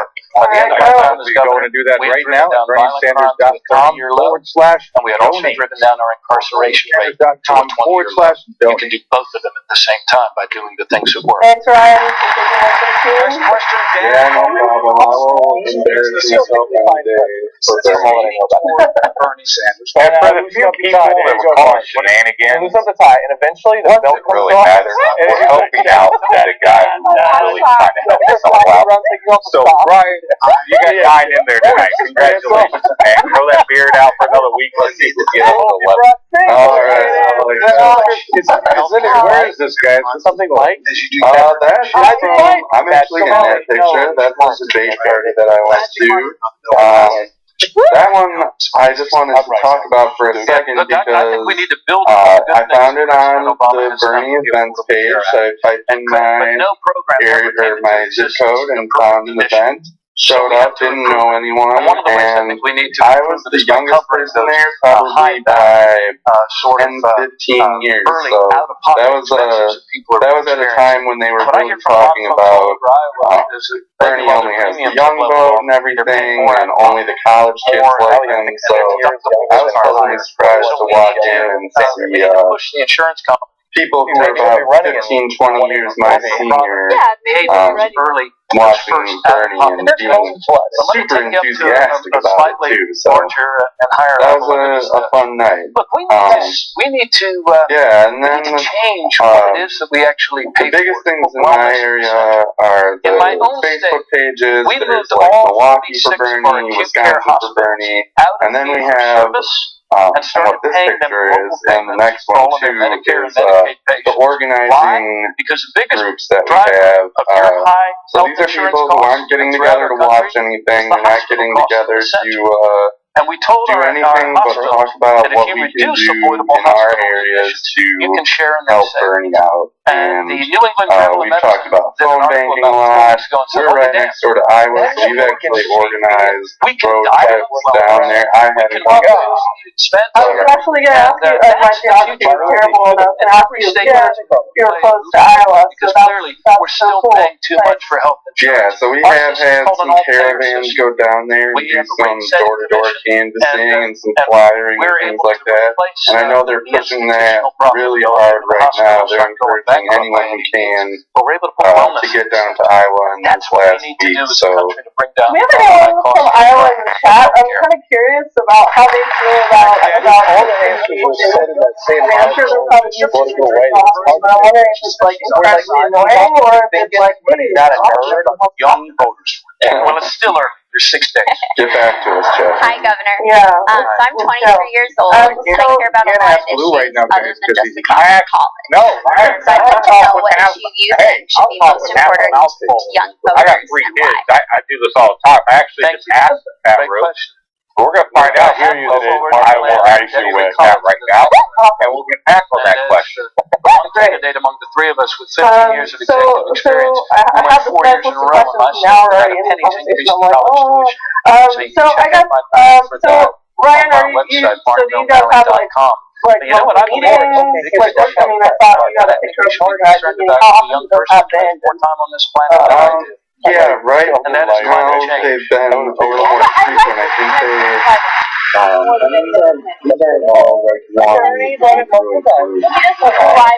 so that's the other thing too, is that it's kind of business opportunity the Bernie Sanders website, it makes it really easy to plan these events and find them in your area. So it really kind of allows you to get a handful of people together here and there without the need to plan too far ahead of time. We've had a lot of trouble getting events through the timing manner.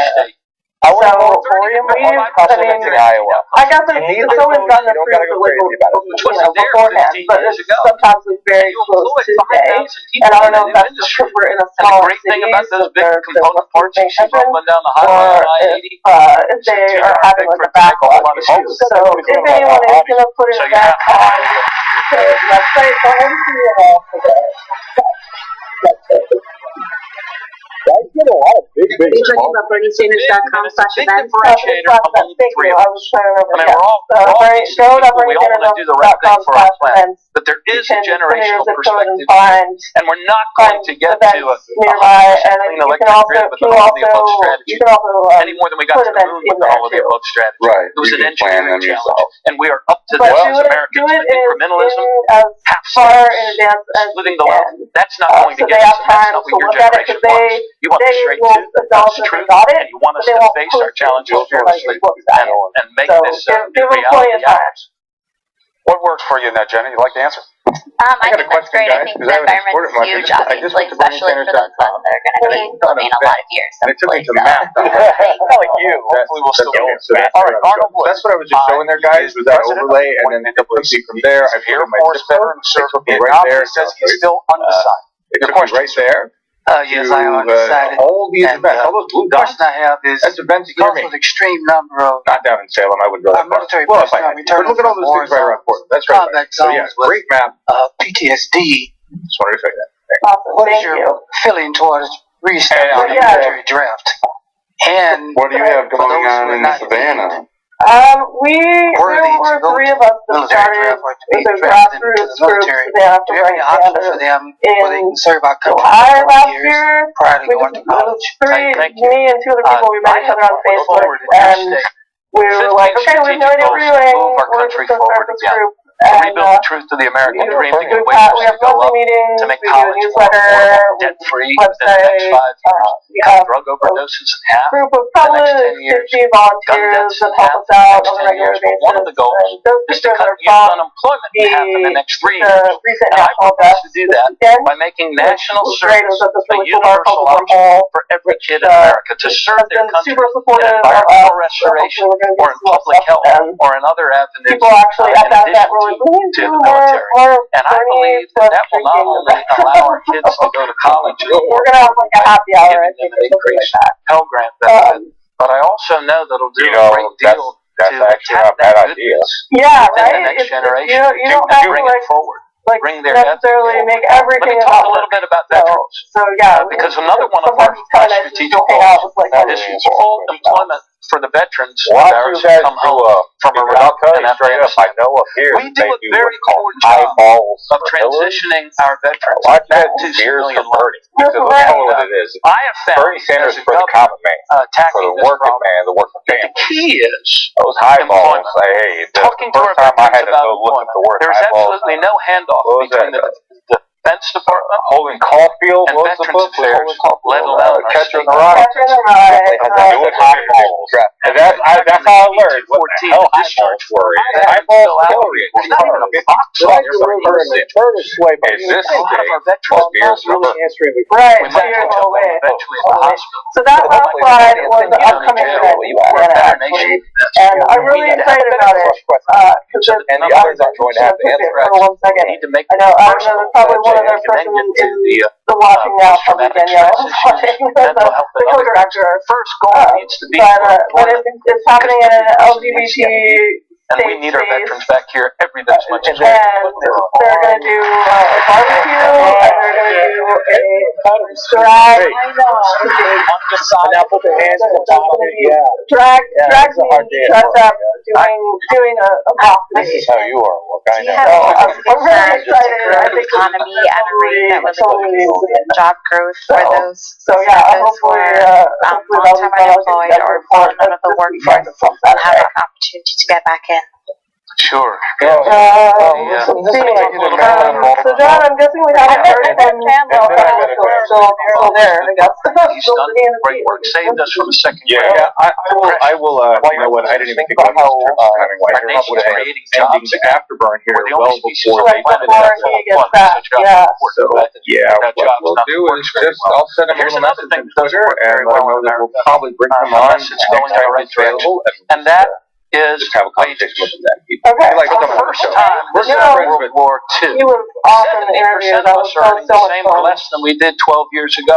Lou, did So, you as I look at this, about I believe what that the we people in need Iowa to think of first all and of us foremost coming remember in and raiding that our their economy is territory? not money. It is all honesty, yeah. It is all. And I we need to actually, restore you know, common you sense said you wage were in and a labor neighboring policies state. that make I'm wages not rise 100% again. sure where Things you're at, we used Ryan. to do.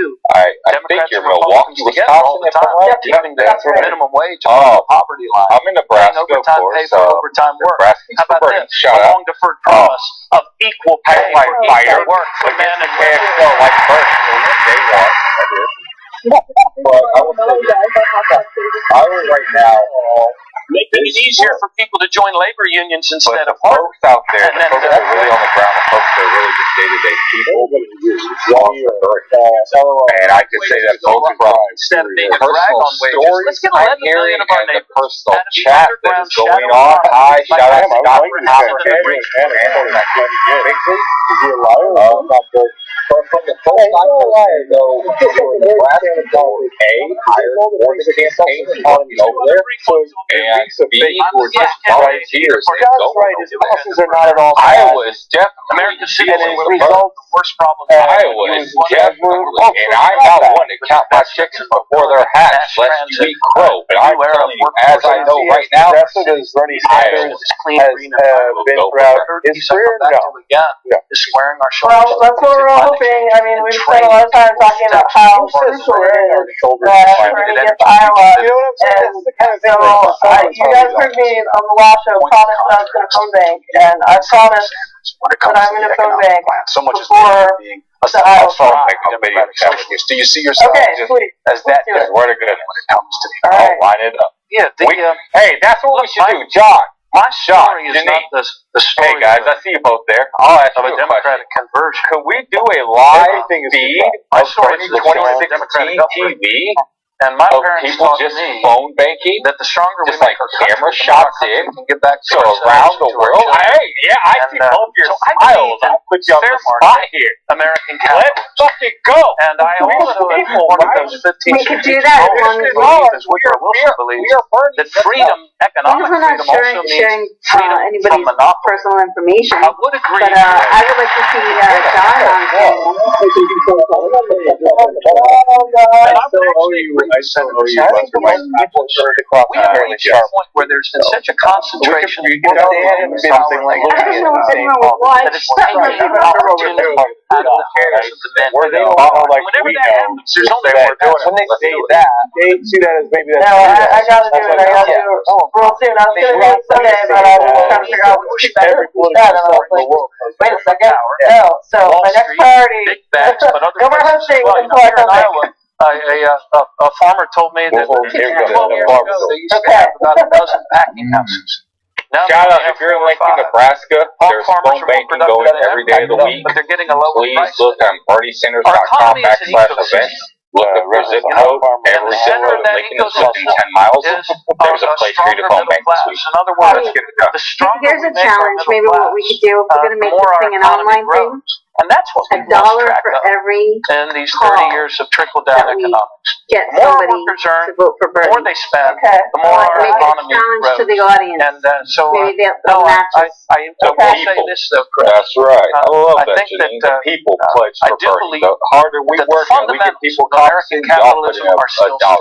Or maybe we do it We with need to us, shake you know? ourselves out of this trickle-down nonsense that says Share the, concentrate pain. wealth, remove regulation, and keep wages low. You said it's Low not really wages that bad for once you America get is going, not right, America Ryan? You that's just start kind of like, oh, we need it's going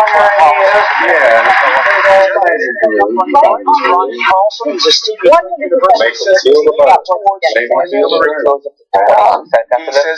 Alright, well, that pretty much covers my list. I had a really long video to show you guys, but I think we might save that for another time. It's a really good one though. It's about poverty and inequality in the world and in the U.S. And obviously that's one of my favorite things to talk about. So hopefully we'll get that out to you guys. Especially in the areas Any of closing employment and thoughts from the housing. chat? In many states, we still face. You know what? I got to say one thing. We never did run the video of Bernie taking off the help us to acquire. Oh right, the running video. We talked about Mary Allen. We never did.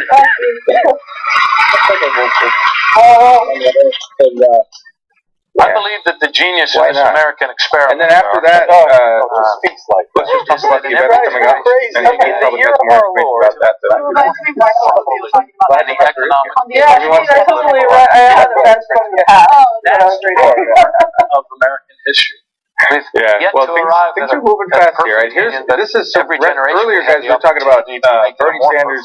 I can't stand. And my own state, they were throwing his coat like a rock star.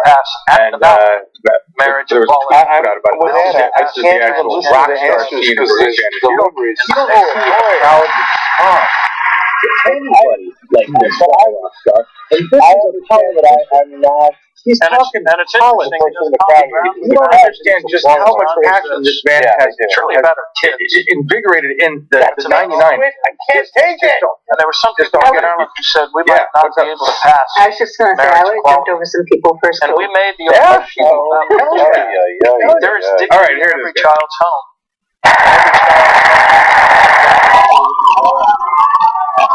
All of the beliefs we share is our belief in the dignity of every person. That's what's motivated me and the common good that we share. And I will do everything in my power to move us forward as a nation and make us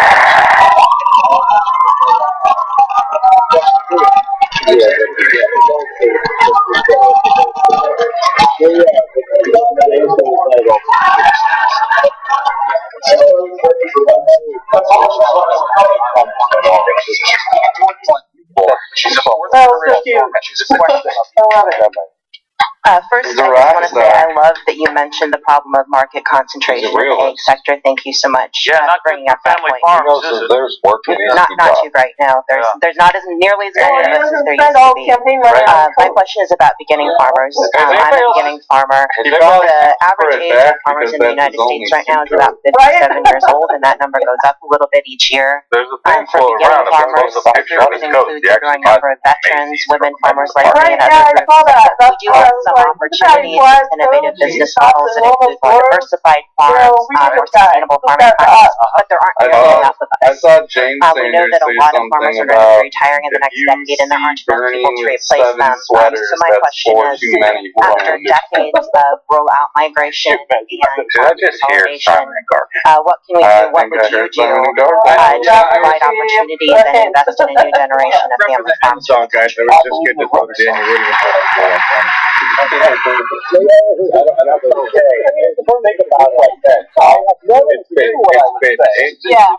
For Beaver's head. I'd say now you could just play two balls. Can't make an envelope, breaking your family. We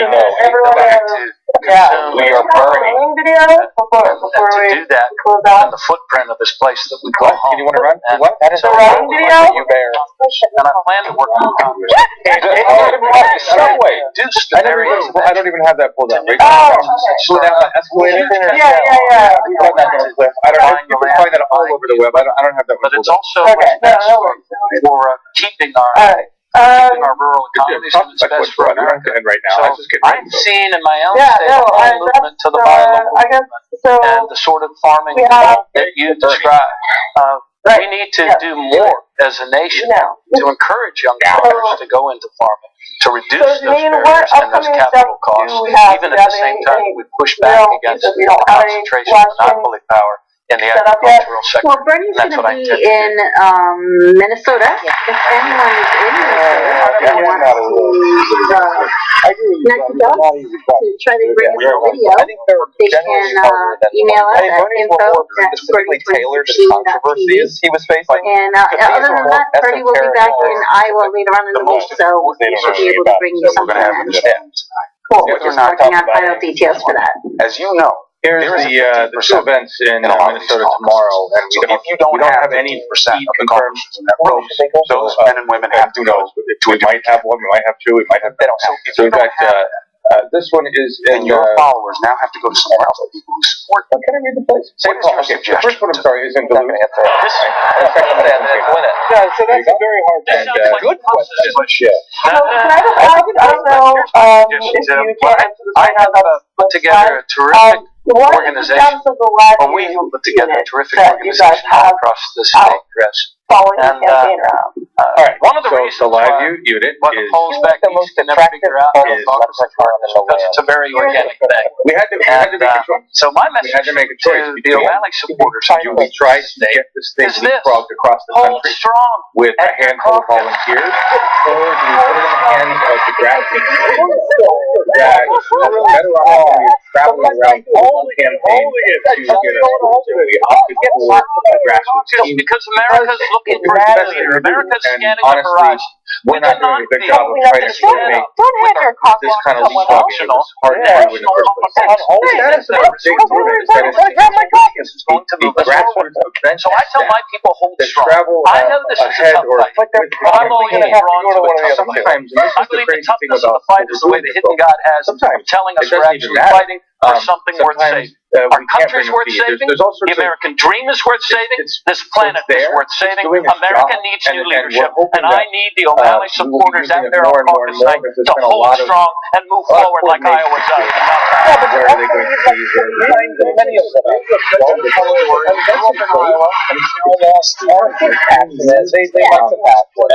And I'll be able to bring you more information about how it's being used. That's kind of what's going on. The other give you a chance to technology that we crowd to was the LU Smart System. We'll give you 30 seconds. The same thing we gave to so far, Senator Sanders. Testing only gets one second. So yeah, right on cue with that. You're aware of that. And we have to trailing Secretary Clinton, Senator I had hoped for better Sanders. We tested it So for to those Hangouts, still Ustream, and then itself. Like me, Believe it or not, I was expecting Hangouts to work the best. On top of what you've already talked about, what's the last thing you would try to tell them to convince them that you are in fact? That's where we're at, folks. I will know more about that. Thank you.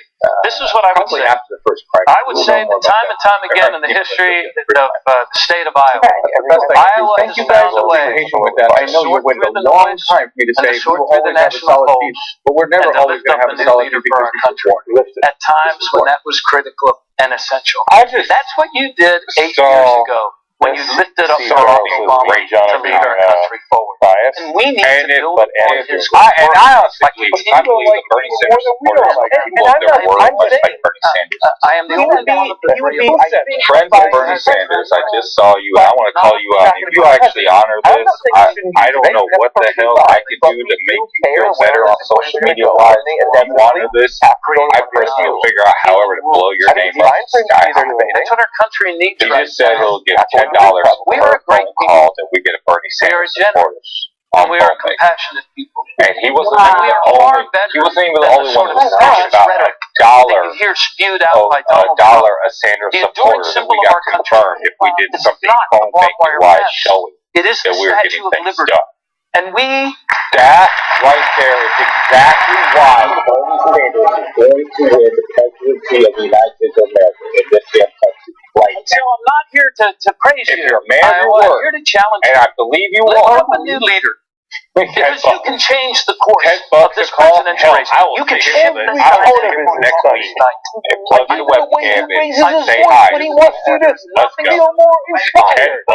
Holy shit, I ain't got that much money. Friends of Bernie Sanders, thank you. Thank you, guys. Yeah, we're gonna have to do it now. We gotta go, guys. He's hurting himself. I think we're gonna do it this week. But I think it's important. Yeah, This is the sort of person that has won the presidency. Wednesday, And I will o'clock. adopt a new leader. And that's why I can't he's Mark it down. We'll figure it out. I gotta actually work an for my inclusive job. place that we need to be. I know.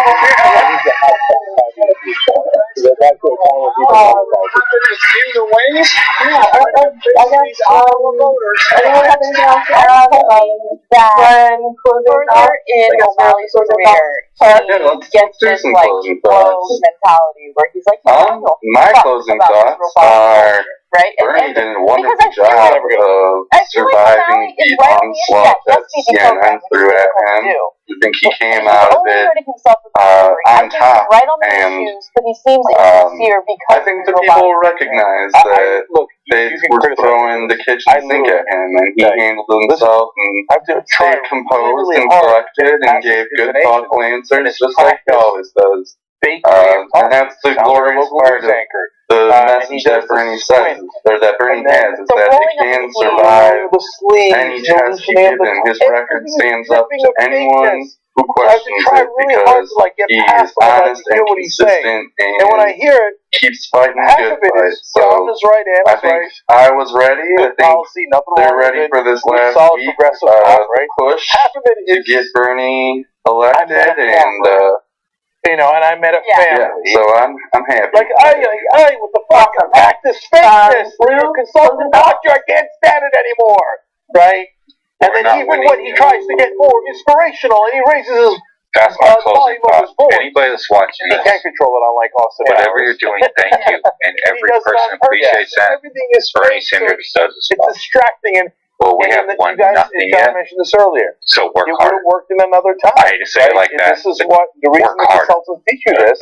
Peace and positivity, folks. Jump on the love train and drag as many people as you can. He's not going to get in a hot tub time machine. Back to you. He's got to realize that people are not interested. Wow, those are great comments, guys. I can only add, I agree with everything you guys said. I wasn't in the really disappointed with CNN. I think they really they used a lot of over Hillary because they're both generally progressive. But as you say, Ryan, our guy the devotion to Wall Street, and he doesn't seem as likely to send 40,000 troops into Syria or Iraq. He showed up for us. It's roughly the same thing. We need to show up for him in the next couple very weeks. Important points he's better on. I know everyone Bernie's on better on TV those is points and all the others. And he's more genuine, and he's not part of the political can, all of that, all that kind of stuff. Really matter what he does at this point because he's not going to accomplish what Bernie Sanders accomplished. I'm going to keep trying. And point about we're going to close out big difference between Sanders and Obama.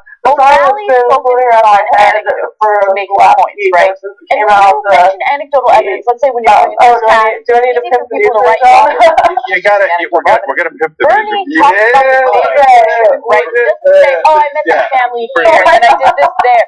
No, he's like, okay, here's a big picture. This percentage of Americans have stagnant wages. This percentage of Americans are going to retire on nothing, to retire on. Like, he has big Today picture was kind of an ideas interesting day. I and really don't feel good about the examples. program, I think that's and it's because it really didn't. I met this family in Iowa. They're having a hard time with their pig farm. And that's because I'm having a really hard time separating my vicious anger towards criminals like Snyder and today he did Cheney give the mic and just over about to a every woman and establishment told her how she is struggling. From And just reporting the news, and I owe everybody an apology. He doesn't do that. So There's a woman in Kansas City, and tomorrow a little bit of that shows that he's not just an academic. 4 or 5 days in a row really fast. He throws around. Just to try to get him out there and maybe my frustration with trying to get these out. That's fine.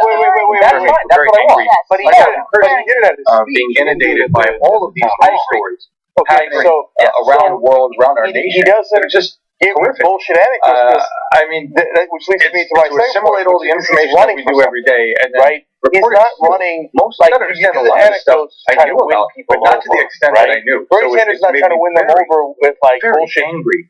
And political practice. I've said some things. He's trying to win them over with his ideas. I'm running for president. If I were running my own channel and separated from the Bernie name, then that would be fine. Whereas Mark O'Malley I need to respect for his own purposes. the people here and the volunteers that have worked so hard to make this channel what it is, and the audience is using the anecdote is tomorrow fine. the real newsroom will start fresh. Thought of the anecdote at that moment. Put our Will I feel like McAvoy you've been preparing what to would use Will it from do? you. He would stay calm, he'd use his brain, he'd get angry, he'd get passionate. Okay, all right, let's go. But he wouldn't advocate violence. Every That's a policy personal opinion of mine that I'm dealing with, and I don't want to spew that kind of stuff out. So, newsroom tomorrow starts the game by saying, Obama's the way it should be, and we're going to set an example. Okay, this is the softest question ever. If it continues like this, we're going to get really pissed. We talked about the newsroom earlier. I said, yep, And this is then I had the next generation. opportunity when he asked me to serve as a Secretary of State. Now, and it not only was a great working relationship, it turned into a real friendship. So cool to be part of the he knows how hard the job is. And he knows it firsthand. So I really appreciated what he said and how he said it, because it was a positive reflection on what we have to get done and how partisan we and the stakes of the election are really high. And I think that's what voters are beginning to really tune into starting on that note, we're going to close out with the I see you. Sorry, go ahead. By the way, I have some regrets about my I just campaign. wanted to say that I'm very excited right now because Was that I ordered a couple of light up signs from Ben and Jerry on Etsy. I really don't know if you appreciated guys him have saying seen those. that, because he But said that, I that saw great a little line, message which I that love. they've been shipped, and I think he said something like, not between she had to do, he said, I was like Fred Astaire, she had to do everything I had to do, like really only she was cheap and Ginger really Rogers cool, like, doing it you can backwards get a and light hiking. sign for the back of your car. I thought that was battery powered, so while you're driving around, I like this light up curtain. And then you have somebody who's putting in the middle of the house. But, I Oh, no, understand thank you. I that totally need you to get get some into the because my arena neighbor has a and studio you are going to get pummeled and You're pushed wicked and cool, criticized. and I know I it's wouldn't be like doing it if I didn't but they're think wicked it was cool. absolutely necessary to try to build on the progress that we've made under President Obama against great odds, and we've got to do everything we possibly can not to let the Republicans rip away the progress and turn us backwards. That would be such a loss for our country. grab a We Kleenex, need to folks. build on it and go further, and that's what I'm trying to do in my campaign, everybody. and talking about all the issues that I think Thank you. are in the minds of the people I speak to across the state. And you get to do that tonight. You're going to get questions right from the voters. 2008, we're talking about, here you are again, another election. Praise and promise coming your way, but another nail biter with a self-described socialist. God damn it, Chris Cuomo. It's a great country. It's a great country, and we are all on the Democratic side having a spirited debate about issues here. I'm so proud to see the Democratic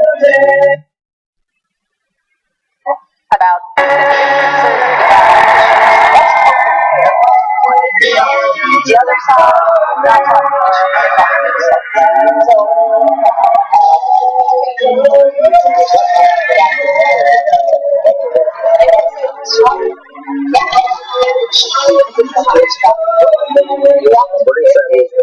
and the commander-in-chief, and you want to really vet the people that are running, and I'm really having a good time going around talking and listening to folks, and on Monday, the people in Iowa get to be the first people in the world, Chris, to express an opinion about who should be president and commander-in-chief and what they want to see as our nominee to go up against the Republicans. So let's do that right now. Okay. Let's help them. We have Taylor Gipple, Iowa native, first time. That was all three questions. Leaning Sanders, but has a question for Secretary.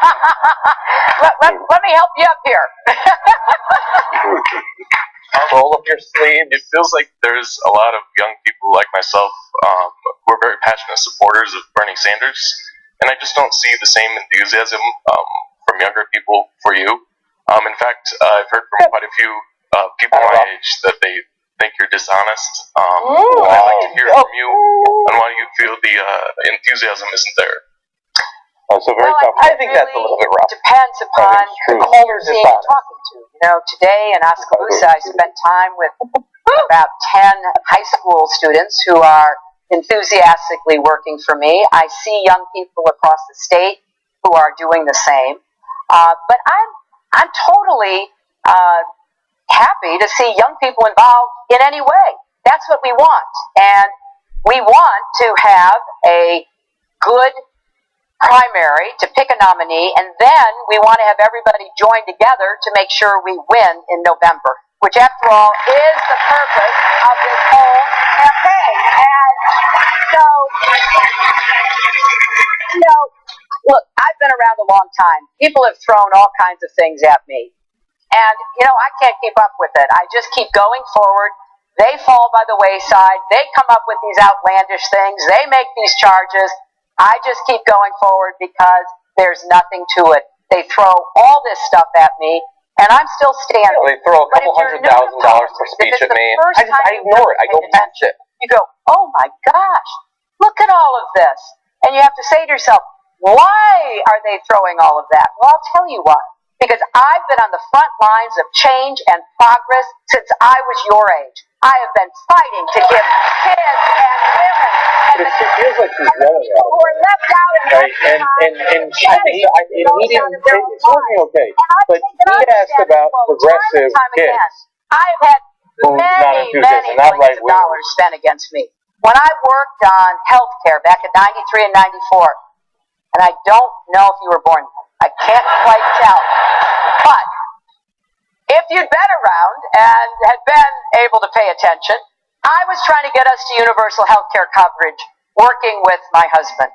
Boy, the insurance companies, the drug companies, they spent millions, not just against the issue, but against me. And I kept going. And when we weren't successful, I turned around and said, at least we're going to get health care for kids.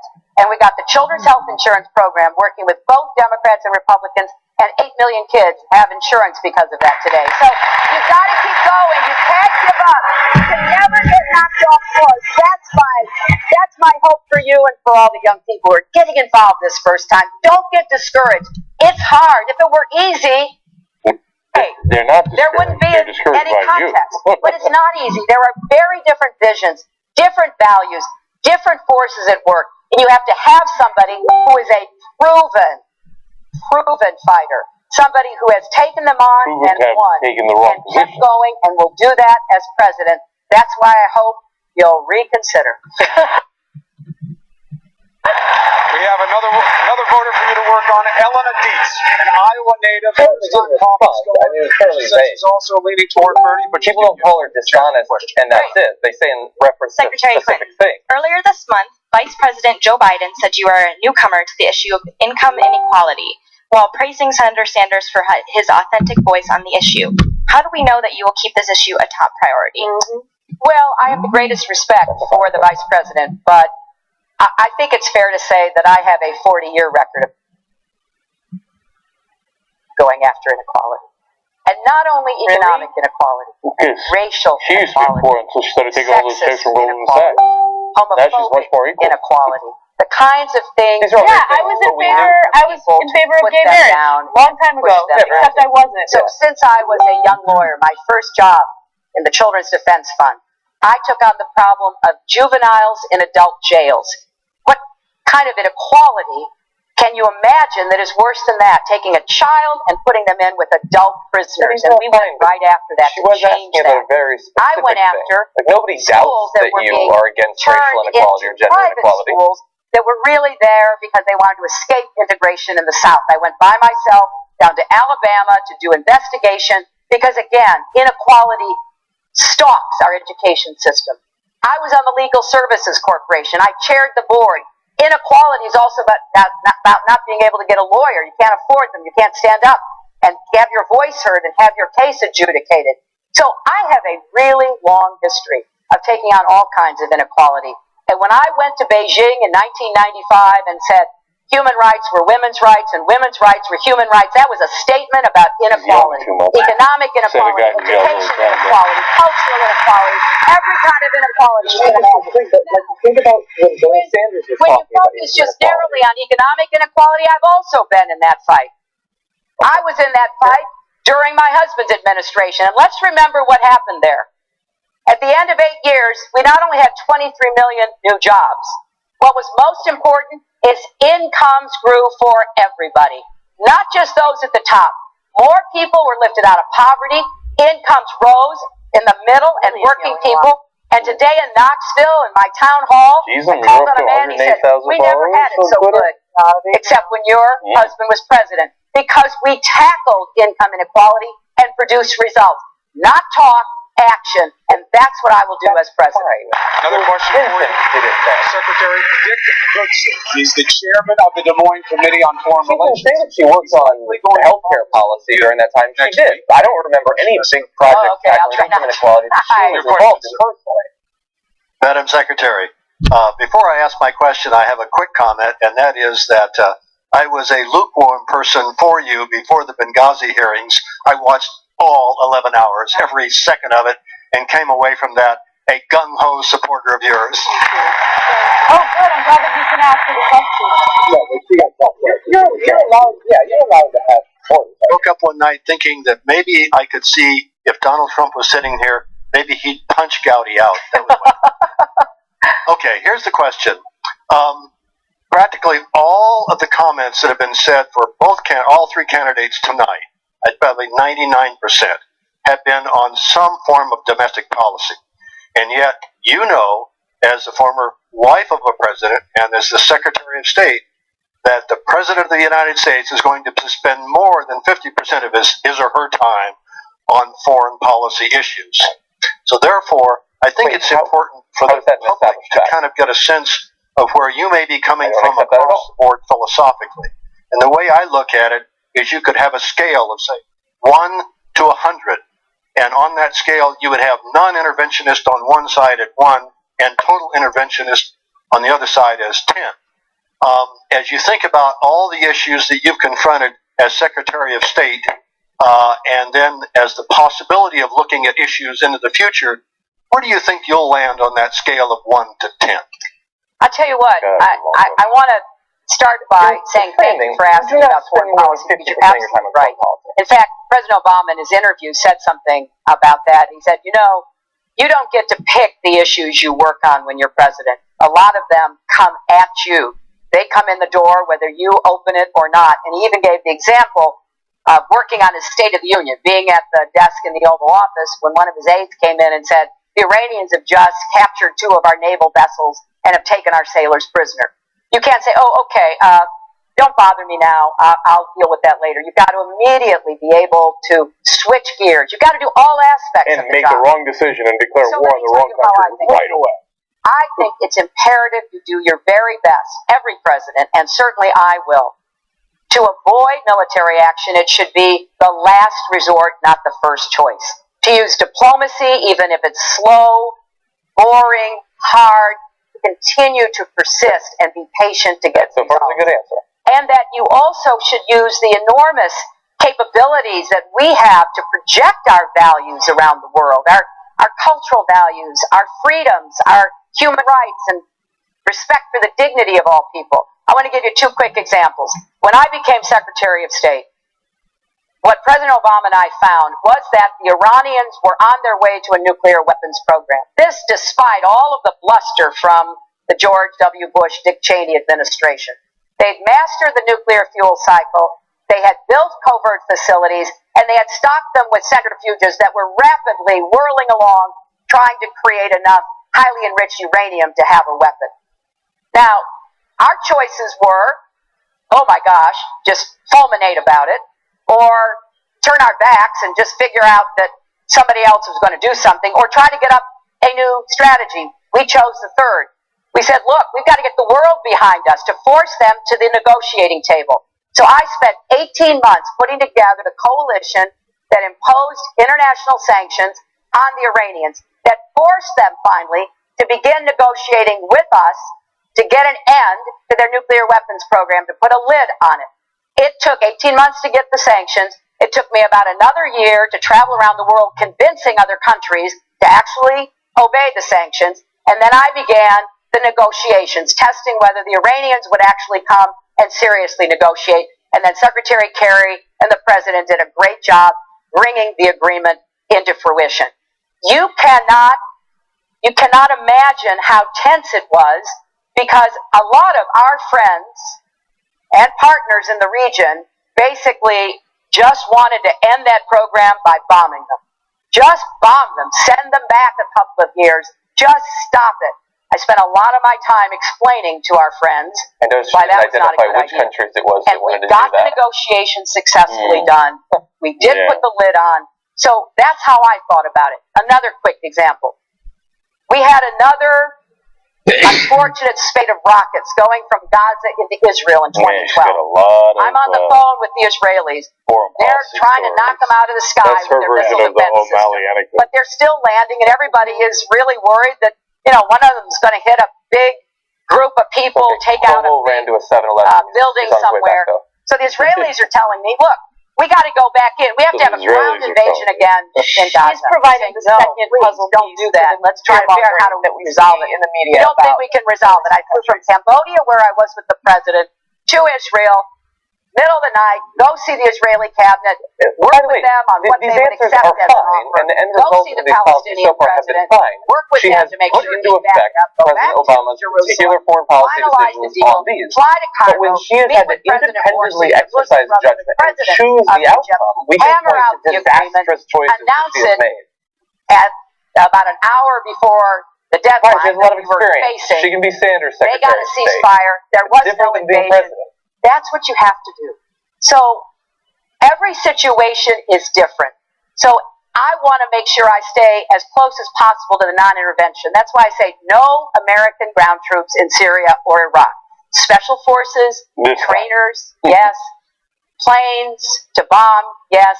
No ground forces. Every part of this has to be done in accordance with our values, our interests, and our security in partnership with other countries. All right, 2 points of, Secretary, 2 points of pushback. One general, one specific.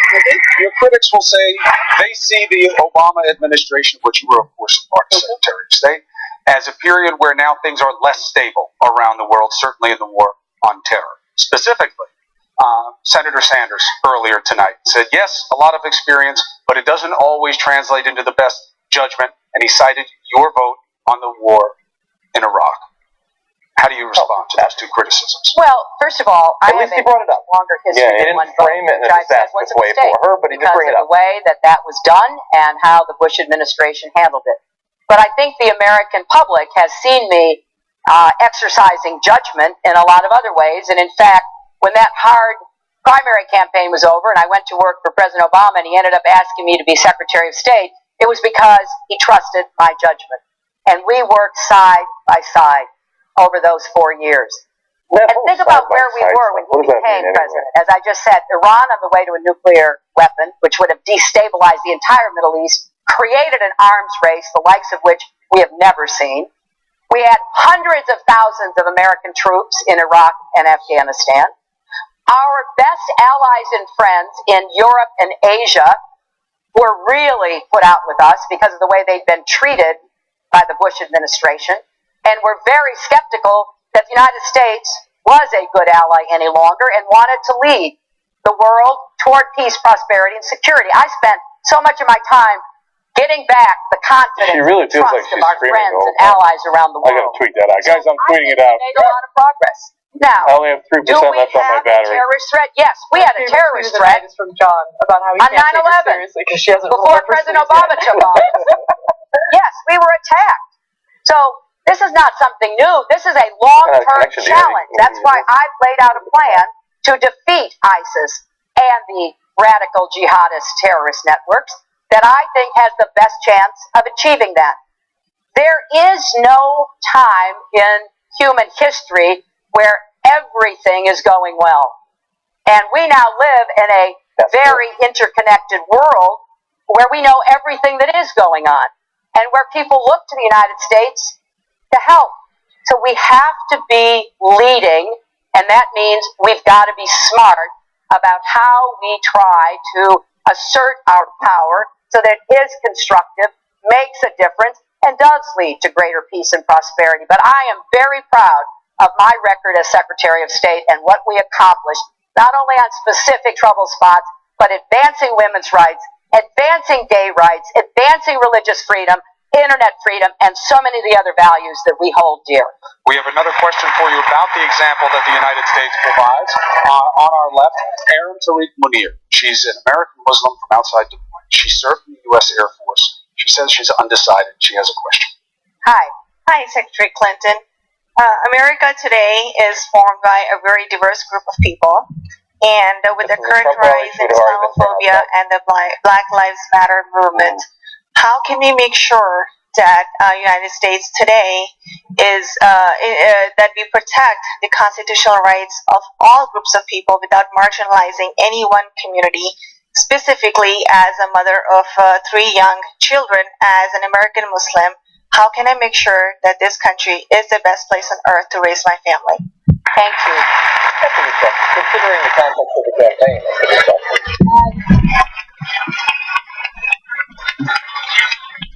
Thank you for your service in the military. It's my pleasure. And one of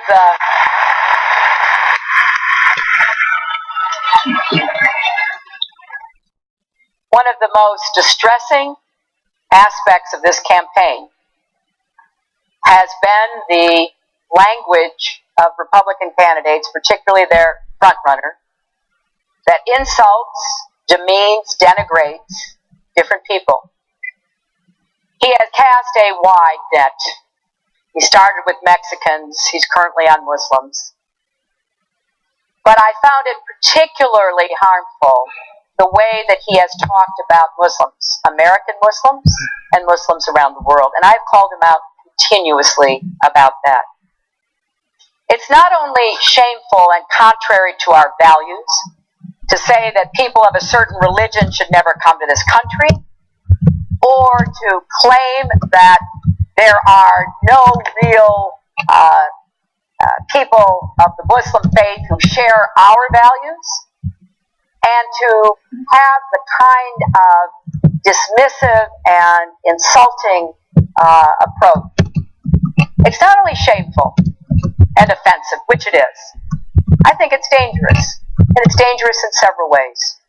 It's dangerous because American Muslims deserve better, and now their children and they are the target of Islamophobia, of threats. I've met a number of parents who have said their children are afraid to go to school because they are worried about how they will be treated.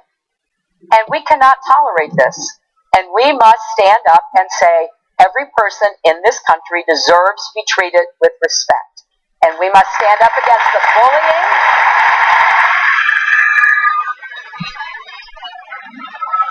What the Democrats cheer for. Like, Republicans cheer for like intolerance, they cheer for tolerance. I was recently in Minneapolis where I met with a big group of Somali Americans. Angry, ignorant. And I sat down and talked with them, and they shared some of the very same concerns you just did. But they are also on the front lines of trying to protect their children from radicalization. They are on the front lines in Minneapolis of working with law enforcement to make sure that what they see and hear, they report in case there are any problems. we have to protect ourselves in America in a unified way. That means making sure our Muslim friends and neighbors are part of us. They are with us. They are on the front lines of defending themselves, their families, their children, and all the rest of us. And the same is true with Muslims around the world. We need a coalition that includes Muslim nations to defeat ISIS. And it's pretty hard to figure out how you're going to make a coalition with the very nations you need if you spend your time insulting their religion. So we need to stand up and point out how wrong. The one thing I wish that they would, I'm going to nitpick there, and so I don't want to be too unfair. But like, he says Muslims should be a part of us, and you have to reach out. And Senator Sanders. It almost assumes that Muslims are not us, but Muslims are us as Americans. I think that she was talking about international allies. Right. Yeah, that I want to be the president forever. I mean, overall, I think that was a perfectly fine response. Great candidate overall. You know, that's why I said Chris Cuomo's father said one of the smartest things. Well, he said many smart things about politics, but you might remember he said, "You campaign in poetry, you govern in prose." You know, you can say all the kinds of things you want in a campaign, and we are drawing distinctions with the Republicans, and we should. Because I have very deep disagreements, as I just pointed out, with a lot of what they're saying and doing. But once the election is over, we must come together to work to solve the problems facing our country. That is what I did. I did it as a first lady when I worked, as I said, to get the children's health insurance program. I did it to reform the foster care and adoption system with one of the most partisan Republicans in the House, Tom DeLay. I did it when I was in the Senate.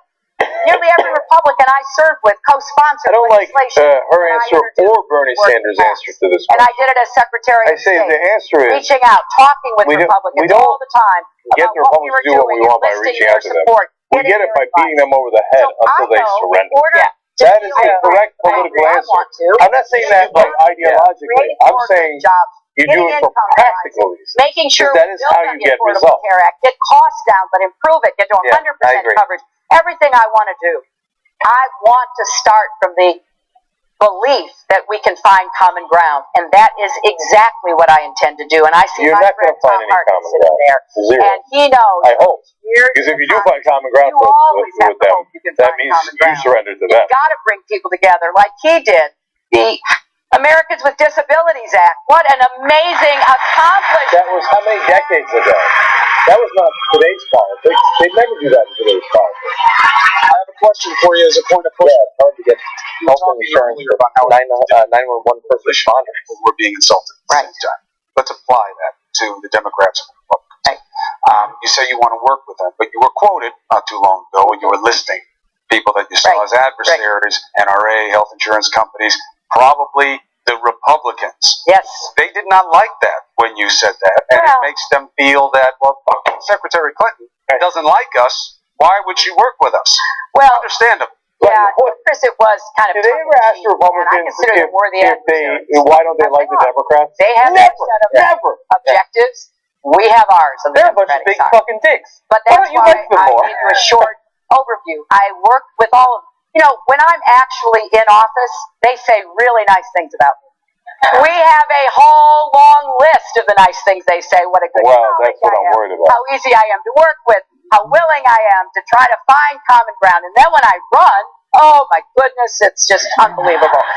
So I have no problem here saying, yeah, we have political differences. We're on opposite sides, but we're going to work as hard as we can. And here's what I know about how to get that done. It takes building relationships, and that is one of the hardest things to do in politics. Very rarely, I doubt, partisan lines. So I'm going to be just giving them all bear hugs, whether they like it or not. Guys, we're going to get together. I want this clip starting with Chris Cuomo's question. Maybe we can get something done together. If not, maybe I can find that slice of common ground to find somebody who will work with me on achieving a goal that we want. So that's the way the process should work, constantly looking for ways to make a difference and putting together the coalitions within the Congress to pass laws. So what is it inside you that can separate the human feeling of doing the Benghazi hearings and then going back to that same group of people and saying, okay, you know what, let's put that in the past. It sounds a little hard to do. Well, I don't know, I came out pretty well, so I think it would be very, it would be very gracious of me to go back and talk to them. All right, let's get to another question. Zach Piper grew up in West Des Moines. He says he's undecided. Okay. What's your question for the Secretary? Hi. Secretary Clinton, kind of on the same issue as the bear hugs. I think one thing they might have a hard time bear hugging with the other side, and certainly a concern that a lot of Democratic voters have at this point as far as going to the general election and looking forward to working with Congress, is the Benghazi issue. So how are you planning on dealing with that going forward, not only in the general election, but also if you became president working with Congress? Hey, guys. Well, look. Can you guys also see if you can find Martin O'Malley taking his jacket off and rolling up his sleeves in the video? They know it. I know it. I think it's very easy to answer. And as the gentleman who stood up before said, if you watched any of it, I answered every question. And at the end of it, the chairman said, no, we didn't learn anything new. Well, because there was nothing new to learn. Why? There'd already been 8 investigations. Most of them by Republicans in the Congress, the House Intelligence Committee, the House Armed Services Committee. And what did they conclude?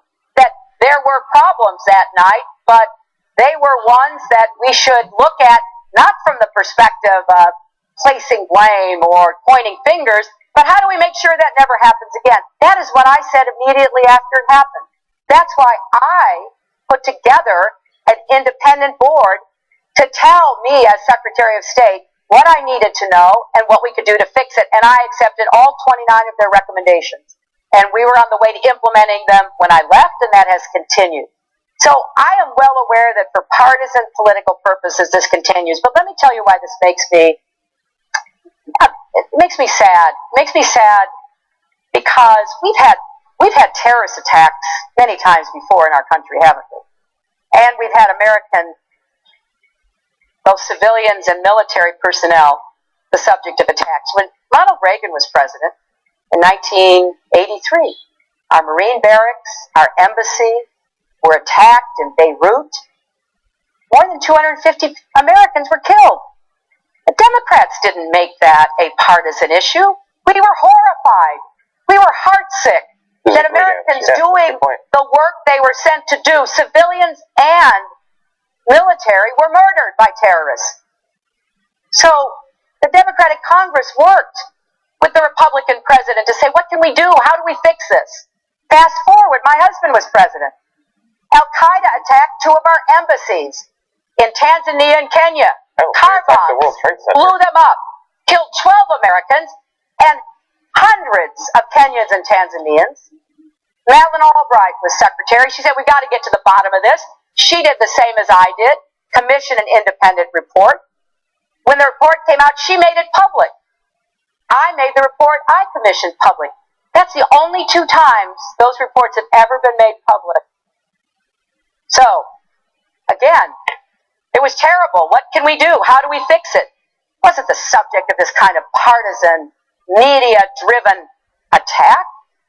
People wanted to come together. And even after 9/11, when nearly 3,000 Americans and others who were working in New York City, the Pentagon, on that plane that crashed in Pennsylvania, were killed, we formed a commission. We said, what went wrong? What can we learn? And then we moved on to try to do better. So look, I understand that they will try to make this an issue. I will continue to answer, and my best defense is the truth. And that's what you will hear from now until I'm elected president. Let me give you the answer on that issue.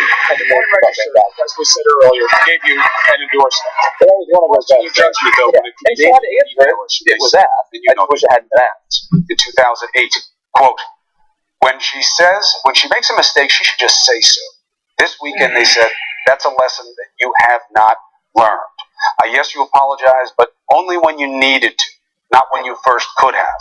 Fair criticism? Well, I think that look, I was delighted to get the Register's endorsement, and it was a very generous one. And yes, I think that's a fair criticism. You know, was she a good athlete? I had no intention of doing anything other than having a convenient way of communicating and it turned out not to be so convenient. So again, we've answered every question, and we will continue to do so.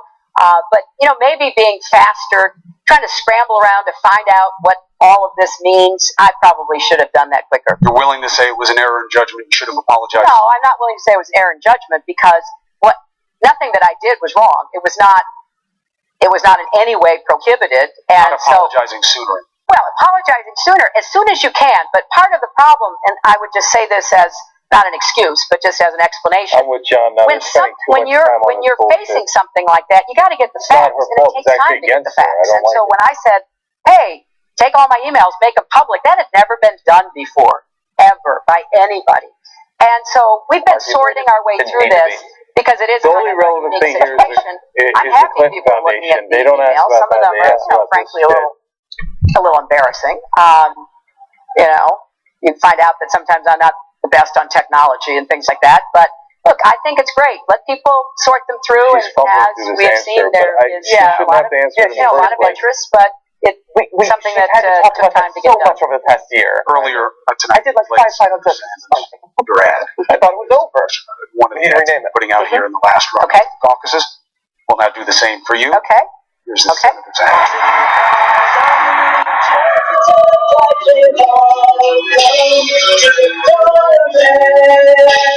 She asked, "Do you think that you didn't have enough minorities?" Is that what they're going to ask her?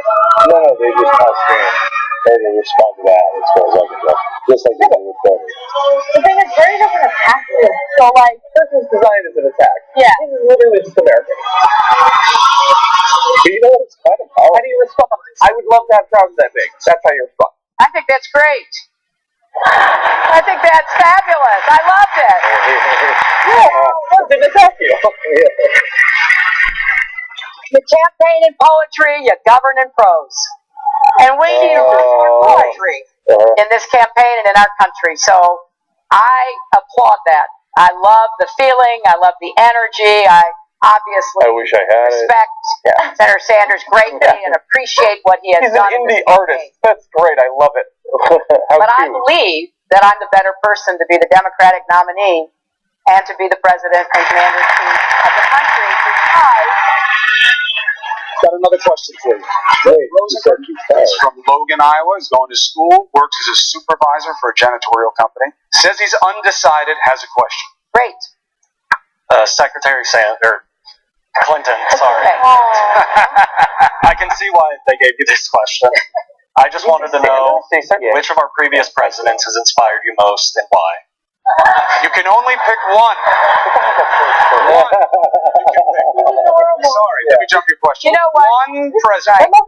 One. Okay.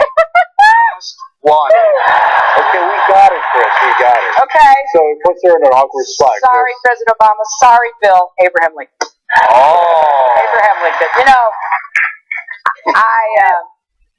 Wow. Which president has inspired you most? When I think about his challenges, they pale in comparison to anything we have faced or can imagine.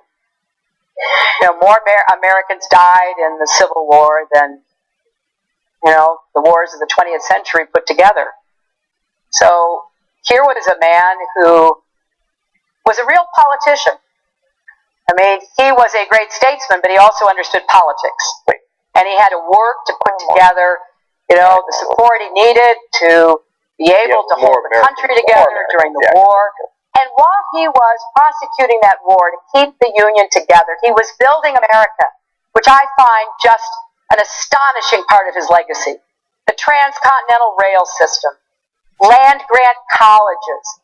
He was thinking about the future while in the middle of trying to decide which general he could trust to try to finish the war. I would have liked to have had all three. That's what I mean. When you got to do a lot of things at once, what could be more overwhelming than trying to wage and win a civil war? And yet he kept his eye on the future, and he also tried the theme she's going for. Summoning up the better angels of our points out I would have chosen JFK because he stopped the war. He was willing to reconcile and forgive, and I don't know what our country might have been like had he not been murdered. FDR, Lincoln, but I bet that it might have been a little less rancorous, a little more forgiving and tolerant. Might possibly have brought people back together more quickly. But instead, no, we had Reconstruction. Nice tweet, John. We had thought about the one from reinstigation of segregation and Jim Crow. People in the South feeling totally discouraged and defiant. So I really do believe he could have very well put us on a different path. And as I say, our challenges are nothing like what he faced. But let's think ourselves about not only what we have to do right now, especially with the income rising in America, especially to make college affordable, something about student debt, keep healthcare growing till we get 100% coverage and so much else. But let's also think about how we do try to summon up those better angels and to treat each other, even when we disagree, fundamentally disagree, treat each other with more respect and agree to disagree more civilly. And try to be inspired by, I think, the greatest of our presidents. Secretary Clinton. Oh, is that it? That's it? We're done?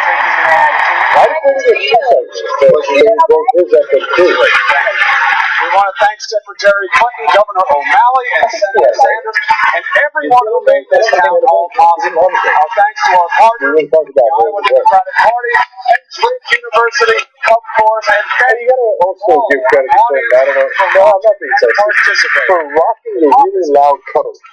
Like, she does it with style and pride, right? Yeah.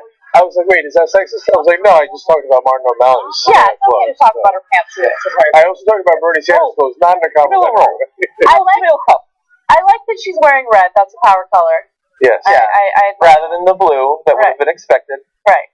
Or probably Farron is green. Yeah, no, she does really powerful colors. I like it. And she also does powerful screaming throughout the event. Yes. Okay. All right. I don't know if the videos I asked for are in yet. If they are, if you could pop them up on my screen, that'd be helpful, guys. Okay. So,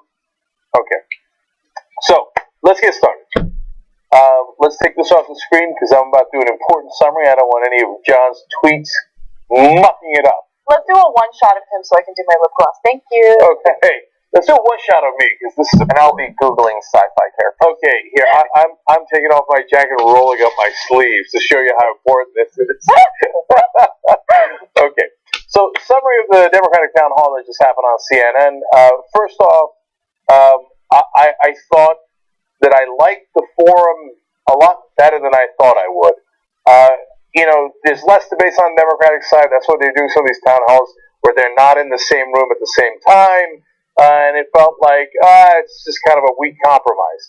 But when I actually watched it, I liked that they had a chance to expand their answers a little bit more, give longer answers, fill out the substance of what they were going for.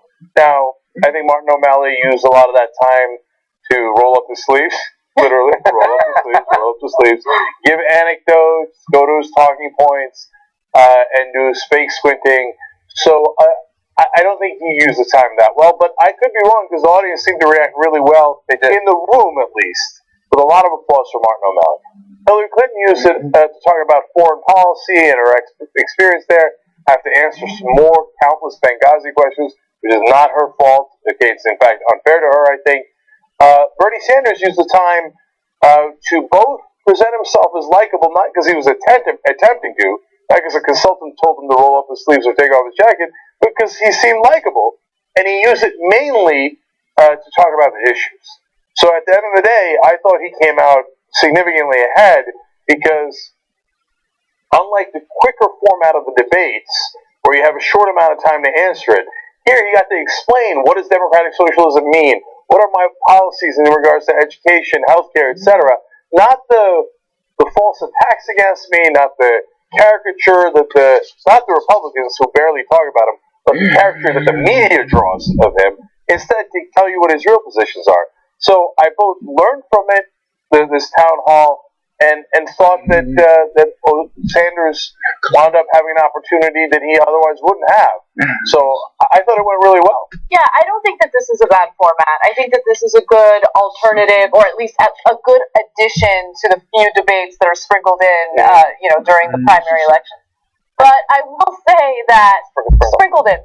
I thought that this was great because Bernie Sanders, every politician that went up there, but mostly Bernie Sanders, had the best opportunity to kind of elaborate on the fear-mongering in the media about things like tax hikes for universal health care, right? I wish that he was more aggressive in addressing that so people understand you are going to save money. The tax hikes are primarily going to be for the wealthiest people in this country. Yeah. The middle class is going to have a tiny, minuscule increase in their taxes, but the amount of money that you're going to save in healthcare is going to offset that significantly. So I thought the format was great, and I don't think that the DNC realizes that Bernie was going to use this to his advantage. Yeah, so it was an oops that wound up helping him. I've liked the forum format since the Rachel Maddow one. I thought that was good. I thought that was probably the worst of the three. Well, her moderating was the worst. The forum was the worst.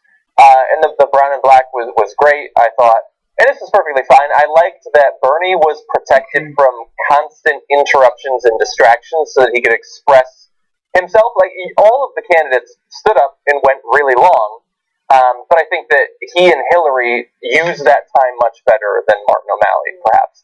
But, unfortunately, Hillary is protected from any hard questions, for the most part. I mean, look, there was the question about, are you dishonest?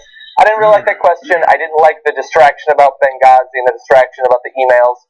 But Cuomo clearly was not interested in anything like, but you'll raise taxes. You'll raise taxes. Well, why not immunity? When he had already explained it. He kept drilling into Sanders about stuff that Sanders had already explained when he was just teeing up frozen yogurt for Hillary Clinton one after the other. And look, overall, I think that she did a good job. But when you aren't going to have anyone talk about campaign finance reform, nobody's going to mention the banks in front of you, well, then that's a pretty good format for you, too, by design. Yeah, that's true. And remember, I feel like Bernie and Hillary got the opportunity to focus on the issues that they're strongest on, right? So Hillary focused primarily on foreign policy, which everyone thinks is Bernie Sanders' weakness, and Bernie Sanders focused primarily on income inequality, right? How much talk was there about income inequality when Hillary was speaking? The question was about income inequality. But she didn't address income inequality. She talked about, I'm for addressing all types of inequality, except for gay marriage, by the way, which she didn't. Which she now is. Which she now conveniently is in favor of, when the majority of the country is in favor of gay marriage. And I think it's a dicey. It's a risk, because I think when she pivots to all those other things, I think that most people are going to hear what she says, and they're not going to know that she took a long time to get right on a lot of issues. And she is on the right position on a lot of positions. If you're interested in racial equality, gender equality, clearly those are things that she cares about. But then you should question, well, why is it that she changes the subject from income inequality? Not because she doesn't think there should be less, perhaps, but because that's not her passion. That hasn't been her passion throughout her life, and that would not be her passion day to day if she were president. Bernie Sanders focuses on it because he plans to do something about it if he becomes president. And you can try to fool people into thinking that the day-to-day goings-on in Syria should be more important for over 300 million Americans than the state of our economy and the way that they've been duped by both economic and political elites. But there's a reason she pivots away from it. And I hope that when they've been already sort of fired up and tantalized by what the Sanders is saying, and Sanders so clearly understands how they've been lied to and manipulated over the past decade plus, that when they get to Hillary and she changes the subject, they should wonder, well, why is that? He was raising really good points about the system, and now she's just talking about race and gender when he's going to do the right thing on those too. Mm-hmm. Hopefully they'll see that. Okay, so in summation, I want to build off of what you guys are saying. What John was just saying, they got a chance here to show their true selves, right? Because they had enough time now to say, okay, this is who I am, this is what I stand for. Anna pointed that out too, right?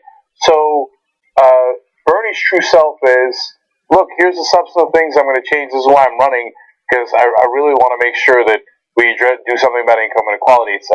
Hillary Clinton is, I'm running because I have good experience in foreign policy. Really, like, it motivates you that how would it motivate you? Like, for example, I care a lot about foreign policy. One of the things that would motivate me is, I don't want these idiots getting us in a war with Iran, right? Or a war we don't need, however. Right. It's about her as opposed to the policy. Exactly. You see what I'm saying? And maybe I'm being a little unfair to her because she asked very good answers about how she kept us out of the war with Iran, etc. Right? So I'm not trying to downgrade her answers on that. It's just I didn't get a clear sense of like what's driving me to run. Like, what do I think is wrong with the country? I really, really want to fix. Right? That's been her problem for a very long time, I think. Yes, that was part of her problem in 2008. That's part of her problem now. And Martin O'Malley. I mean, you get the sense he's running because You're he's aware a standard that national politician. polls continue to show you trailing Secretary Clinton and Senator. Okay, that was unfortunate. I'm aware of it. I'm aware of it. Anonymous ghost questioner. And one more thing, guys. The headset in here, we can all hear it. So you guys got to fix that. All right, let me just finish this stuff. Martin O'Malley, what's the sense you get from him after listening to him for a long time in this forum? Standard politician who's really figured out this is how you do it, and and the consultancy's absorbed it. He's running because he wants to win.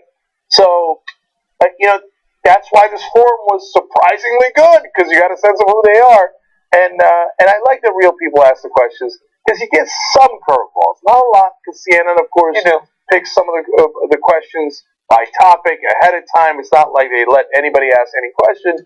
But there was a young kid who asked Hillary Clinton a really tough question.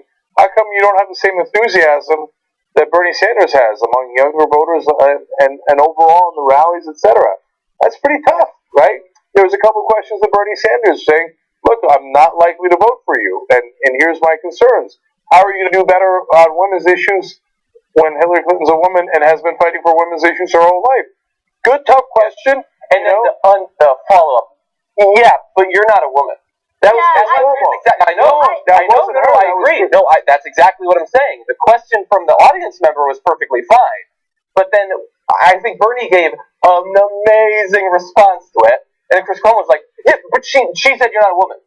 He didn't say that. Yeah, it's driving me. It was so unnecessary. I agree with John that Chris Cuomo went full bear after Bernie Sanders, and I couldn't believe that he came out. First two questions to Hillary Clinton were, how come Obama loves you so much, right? Now, in a Democratic caucus, that helps her so much, and then, seems to be endorsing you. And then his third question was, how come you're in a tight race with Bernie, who's a socialist? Who describes himself as a socialist, which he doesn't. He doesn't. I know, but it's all framing on her side. Finally, just to touch back on what Anna said about Bernie Sanders' answer to this income inequality that he brought up, and then Chris Cuomo's attack against them. Why are you trying to punish the rich? He said it 4 times, punishing them, punishing them, punishing them. Chris Cuomo, of course, comes at it from that perspective because he's among the rich, right? So he feels like, don't punish me, don't punish me. And Sanders had great answers. What I would have loved is if he had said, look, of course he's not going to say this the way I'm about to say it, but it reminded me of Rowdy Roddy Piper. Again, for your old school wrestling fans, you're going to understand. Let me explain it to everybody else. So this guy as a wrestler was known for, he'd hit you, oftentimes when he wasn't looking, when you weren't looking, and then when you went to hit him back, he'd say, whoa, whoa, whoa, don't hit me, what are you doing, right? So the powerful in this country fixed the system to take those trillions of dollars in tax cuts and other ways, as Bernie Sanders explained in the debate. And now when we turn back and go, hey, wait, why did you take all that money from American productivity and not give it in wages to the American worker and take it for yourself? Don't hit me, what are you doing? Don't punish me, punish me, Chris, go get him, go get Bernie Sanders. We don't like that kind of talk, right? So, it's hard to explain all that. Sanders did the best he could in it, but at the end of the day, when you look at the overall discussion, again, I can't tell if it's because we agree with him so much in this particular case, but I thought he came out being able to explain his positions better than the others. I just want to make one other point. I feel like Bernie needs to go up there and just say, look, for all of you single issue voters who are concerned about reproductive rights or gay rights or all these other, honestly, fringe issues that are important, they're important. Don't say it that way. No, but they're important. There's no doubt. We've been warriors for those issues as well on our show. But he needs to go up there and be like, there is one thing in politics that impacts every single one of those issues, and that's money in politics. I'm the only candidate that wants to be a warrior against that. Vote for me. What? I just want him to really drive that point home over and over again. Just repeat it until people finally understand all these issues, all of these problems that we have in this country go back to that one issue. get money out of politics. I think that he peripherally brings it up, talking about big interest And and he's about the how he only doesn't one. accept it. We're choosing winners right now. Yeah, so let's set this up, right? Because we're kind of going into that, and so let's talk about who the winner of the debate is. Unsurprisingly, I think we all believe it's Bernie Sanders based on the discussion we had on the live show and the summary we just did. But you know, again, we're doing our best here. Like, for example, I thought the winner of the last Republican debate was Donald Trump, even though I hate Donald Trump. I thought he dominated the debate and did a great job. In this case, there's a couple of different reasons why I thought Bernie Sanders won the debate. One, it gave him time to explain his answers, and everybody knows Hillary Clinton. Not everybody knows Bernie Sanders. Not everybody knows why he's taking the positions that he's taking. So Chris Cuomo kept challenging him, whereas he didn't challenge Martin O'Malley or Hillary Clinton as much, but at least it gave Sanders the ability to explain his positions and say, here's what I actually stand for, not the caricature that you're drawing here. But to Anna's earlier point, as we're doing a live coverage, he's the only one that mentions campaign finance reform, that says the corruption in our system. I think that resonates really well with voters. Yeah. And Hillary Clinton never talks about it for understandable reasons, because she's part of the corruption. She takes all that super PAC money. O'Malley doesn't talk about it much, which then actually gets me to my main reason why I think she's the biggest winner and ultimately why Hillary Clinton lost. It's because she got painted into a corner because she needs to differentiate herself from Bernie Sanders. As you hear Bernie Sanders out, he's clearly the more progressive candidate. I don't think Hillary Clinton can argue with that. I don't think anybody can argue with that. In fact, they might use that as a way to attack him. Oh, he's too progressive, too outside the mainstream, right? Too far left. So what is she going to do to hang on to her advantage? I'm really good in foreign policy. But people care more about domestic policy and economy and income inequality and education and for their kids and all that stuff more than they care about the foreign policy that you're touting. So you've ironically put yourself in a little bit of a hole. And she kept saying, campaigning in poetry, but you gotta, legislate it in prose. So she's putting herself in the position of, well, Bernie Sanders has all these wonderful things he wants to do. I'm not going to do those things. I'm just going to do practical things. Yeah. And that's not a great way to win an election. And that winds when Bernie Sanders says, no, I'm going to go for it. I'm actually going to try to bring you change. And he gets to explain that to you in long form. That's how he wins this town hall. And to further elaborate on that, her portion of the town hall did focus quite a bit on Benghazi. And she doesn't have a good reputation, whether it's fair or not, when it comes to that Benghazi issue. So that's another reason why I feel like Bernie won. There wasn't really a moment during his portion of the town hall where he was kind of like fumbling and looking for an answer. Hillary did, kind of unfairly, get stumped on the issue of the emails, and then the Benghazi thing also hurts her, I think. Yeah, the only part where Bernie Sanders stumbled a little bit is when Chris Cuomo went back at him on the gun control issue. I think so. Partly a little unfairly, again, because he tried to seem like to make a contradiction where there was none. Yeah. So he had to kind of fumble through an answer because he'd already answered it. It implies that there was an inconsistency that I don't think was actually there. Mm-hmm. And so people will be like, oh, did I miss something? Was he not being internally consistent? And I don't think that was fair because I think that he was. Obviously I preferred Bernie's answers. Hillary is she was focusing at first, I'm going to be the candidate for months and months. That didn't really work out. And then she turned to, up until very recently, not in a vague sense saying he believes all these crazy things, he's in charge of these crazy things, but they tried to attack specific ones, including the single-payer health care. I think that was a disaster. In a primary saying, he believes all these really liberal things and I don't, vote for me. That's a bad strategy for a primary, and it's why from December into January in CNN's polls on who people trust more in health care, it went from a big deficit for Sanders to him being up by 15 to 20 points over Hillary Clinton because he talked more about health care. So now they've switched from that. They don't even really talk about electability because he's polling better than them. She is just saying, I'm competent. I am a competent person. And if you are a supporter of Hillary Clinton, I think that she gave you exactly what she wanted there. She stood and she spoke intelligently about the issues. She was able to cite multiple important foreign policy decisions that she was at least involved in, even if I think she was painting herself as the one deciding those things when she was really putting into effect Obama's policies, and she was giving herself credit for things that Bill Clinton did that really had nothing to do with, no offense to her, any first lady, and it didn't have anything to do with her.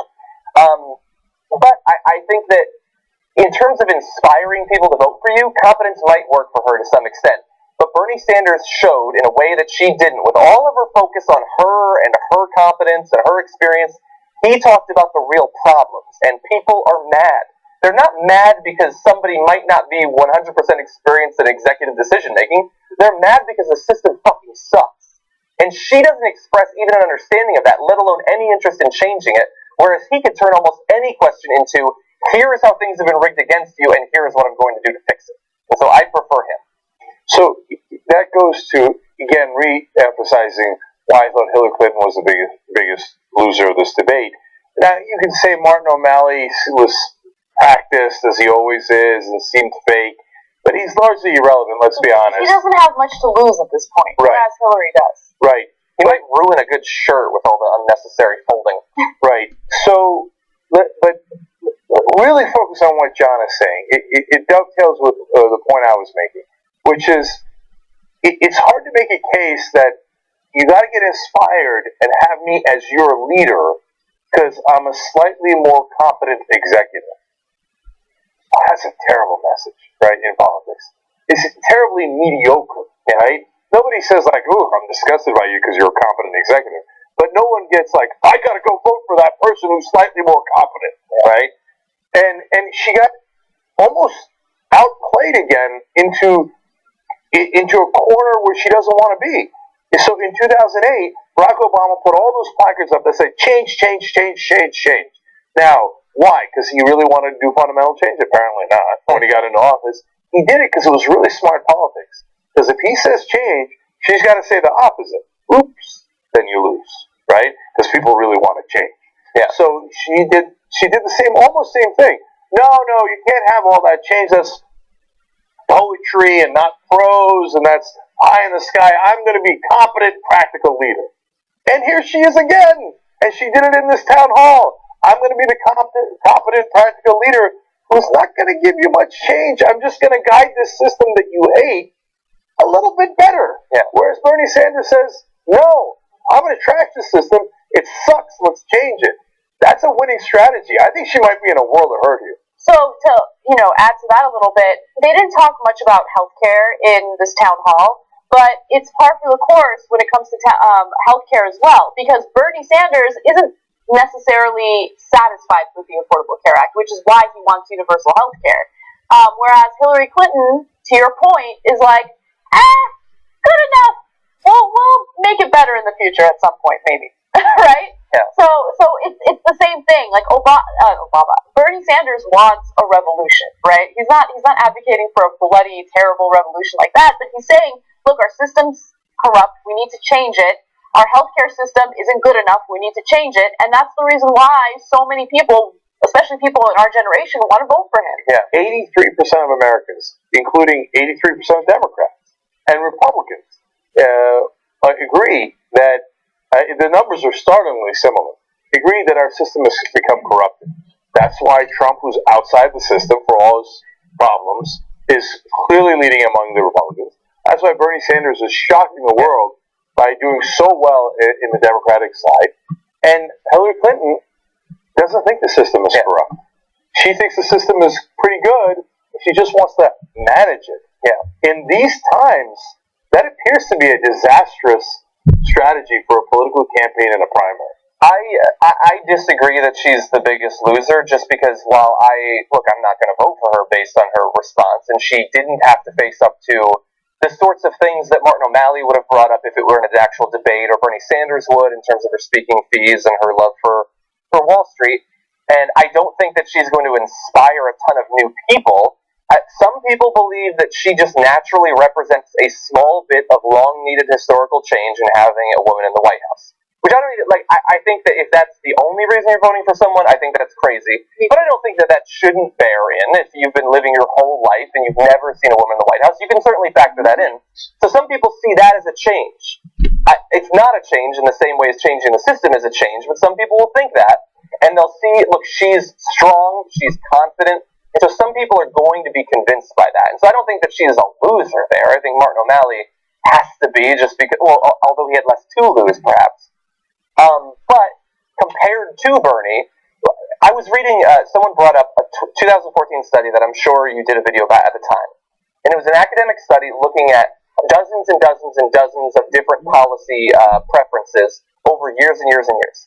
And they weighed the influence of things like elite opinion, campaign donations, and public opinion, what the people actually wanted. And they said that the influence of public opinion, what the people wanted, wasn't statistically significant. Like, as a whole, you covered that at the time. As a whole, what the people want in a policy it doesn't matter. It has no effect whatsoever. The system is fundamentally broken. Bernie can express that, and come general election time, he can pivot and show them, all of you who are supporting Trump, you have been duped by this person that is not a part of the political establishment, despite the fact that he's best friends with political dynasties going back decades. But he is 100% a part of the economic establishment that owns the political establishment, and that's perhaps even worse.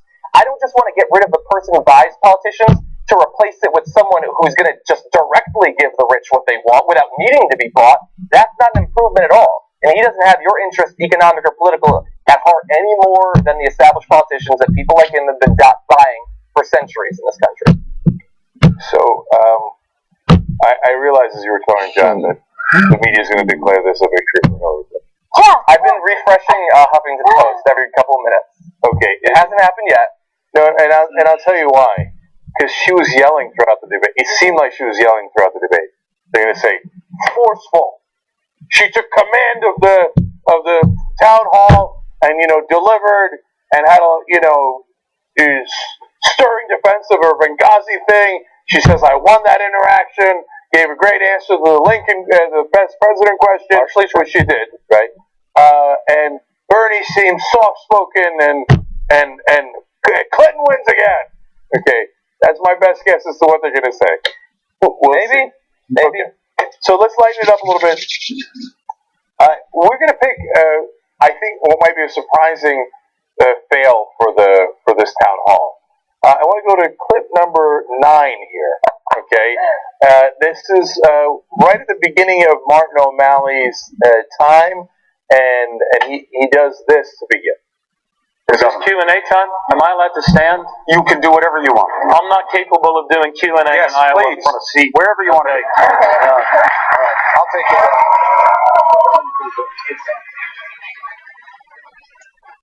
Good evening. Hi. Hi. Your history as mayor of Baltimore and governor of Maryland show that you pushed for zero tolerance policing and felony punishments for low-level drug offenders, which usually affects the black population. How are you planning to ensure racial equality when your history in office contradicts your current platform to fight structural racism? That is a really good question. Yeah, and he had a perfectly over people. No, and that's not why we picked it as biggest fail. He actually had a pretty good answer to that question, which we've conveniently left out here. Okay. No, the fail is in being such a standard smarmy politician. Every town hall, the consultants tell you, take off your jacket and roll up the sleeves so you seem like a regular guy. But when a consultant told you to act like a regular person, there's a chance you're not a regular person. You're a politician. Yeah. And, yeah. Sorry to interrupt you. The thing that frustrates me the most about O'Malley, and I said this several times during the live coverage, is that he's not necessarily wrong on the issues. He's right on the issues. He's on our side, which is amazing. He's the only politician, including Bernie Sanders, by the way, who keeps talking about climate change. He's the one who brings it up. He's the one who wants to talk about it. And I love that. I admire that. But what works against him is his rehearsed lines, his rehearsed, gestures. I can't answer these questions from a seat. I'm going to stand up. Right? I can't handle it, and it turns people off, especially when you are in a political climate where non-establishment individuals like Bernie Sanders and Donald Trump are getting the popular support that they're getting. Yeah. It's because they don't reek of politicians, right? Yeah, but what about when the political discourse in this country is really low and you need to lift it up? Yeah. Oh my God! I was like, this squinting here. Come to me for a second. I can't bear it anymore.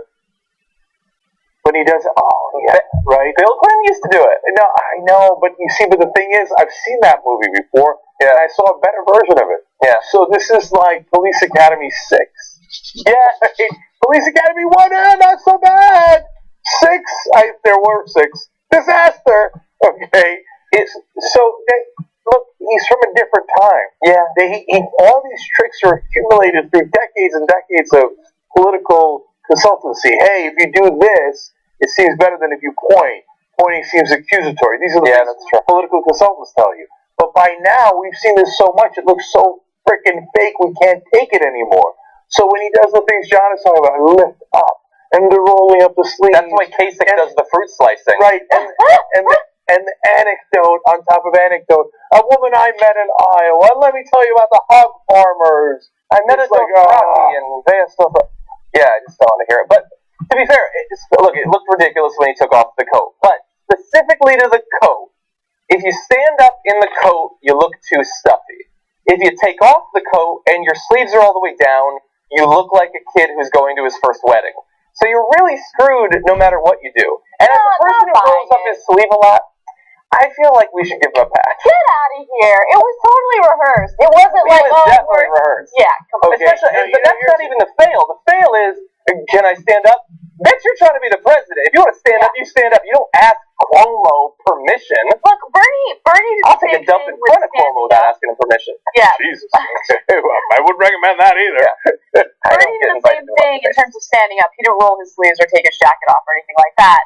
And when he first did it, I was like, please don't do anything embarrassing, right? Like, don't ruin this opportunity. But no, it was so genuine. It was more like, I have an important point to make, so I'm going to make it. You know what I mean? It wasn't like, okay, this is the point where I try to do something strong or move the furniture around to make a point.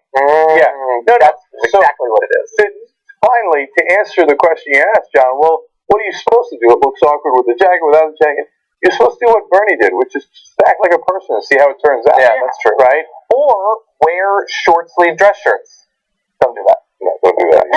Or wear sweater vests like Rick Santorum. That's tank tops. Okay, that would be an even bigger fail. Okay, so now let me run a couple of videos by you here, and then we'll comment on them. Let's go to video number 1 here. This is Bernie Sanders talk.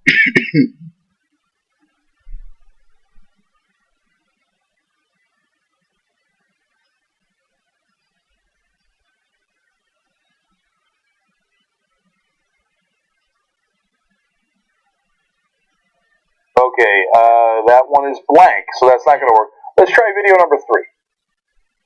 All right, so one more point, Chris. I'm trying to win our vote. Leave me alone here. All right. Hillary Clinton and I have a disagreement on a very important issue that impacts everybody, but especially women. I believe that we should expand Social Security benefits by lifting the cap on taxable income. That will help millions of low-income seniors, especially women. Ask Hillary Clinton if she's prepared to lift the cap on taxable income. All right, Alexis. Great answer. And that was just one part of a great answer. Yeah. So I took that as the biggest controversy of the debate because there's not a lot of controversy among the Democrats. The Republicans really go at each other with crazy stuff, right? Here, the controversies are surrounding the issues. And that line was representative of Bernie Sanders going after Hillary Clinton more in terms of, they showed him the ad for Hillary Clinton, right? And he said, look, I like Hillary Clinton, and we worked together for a long time. I know that's standard political speaking, you're supposed to say that. But he delivered it well, and I like most things with Bernie Sanders. You got the sense he was genuine. He really does like Hillary Clinton.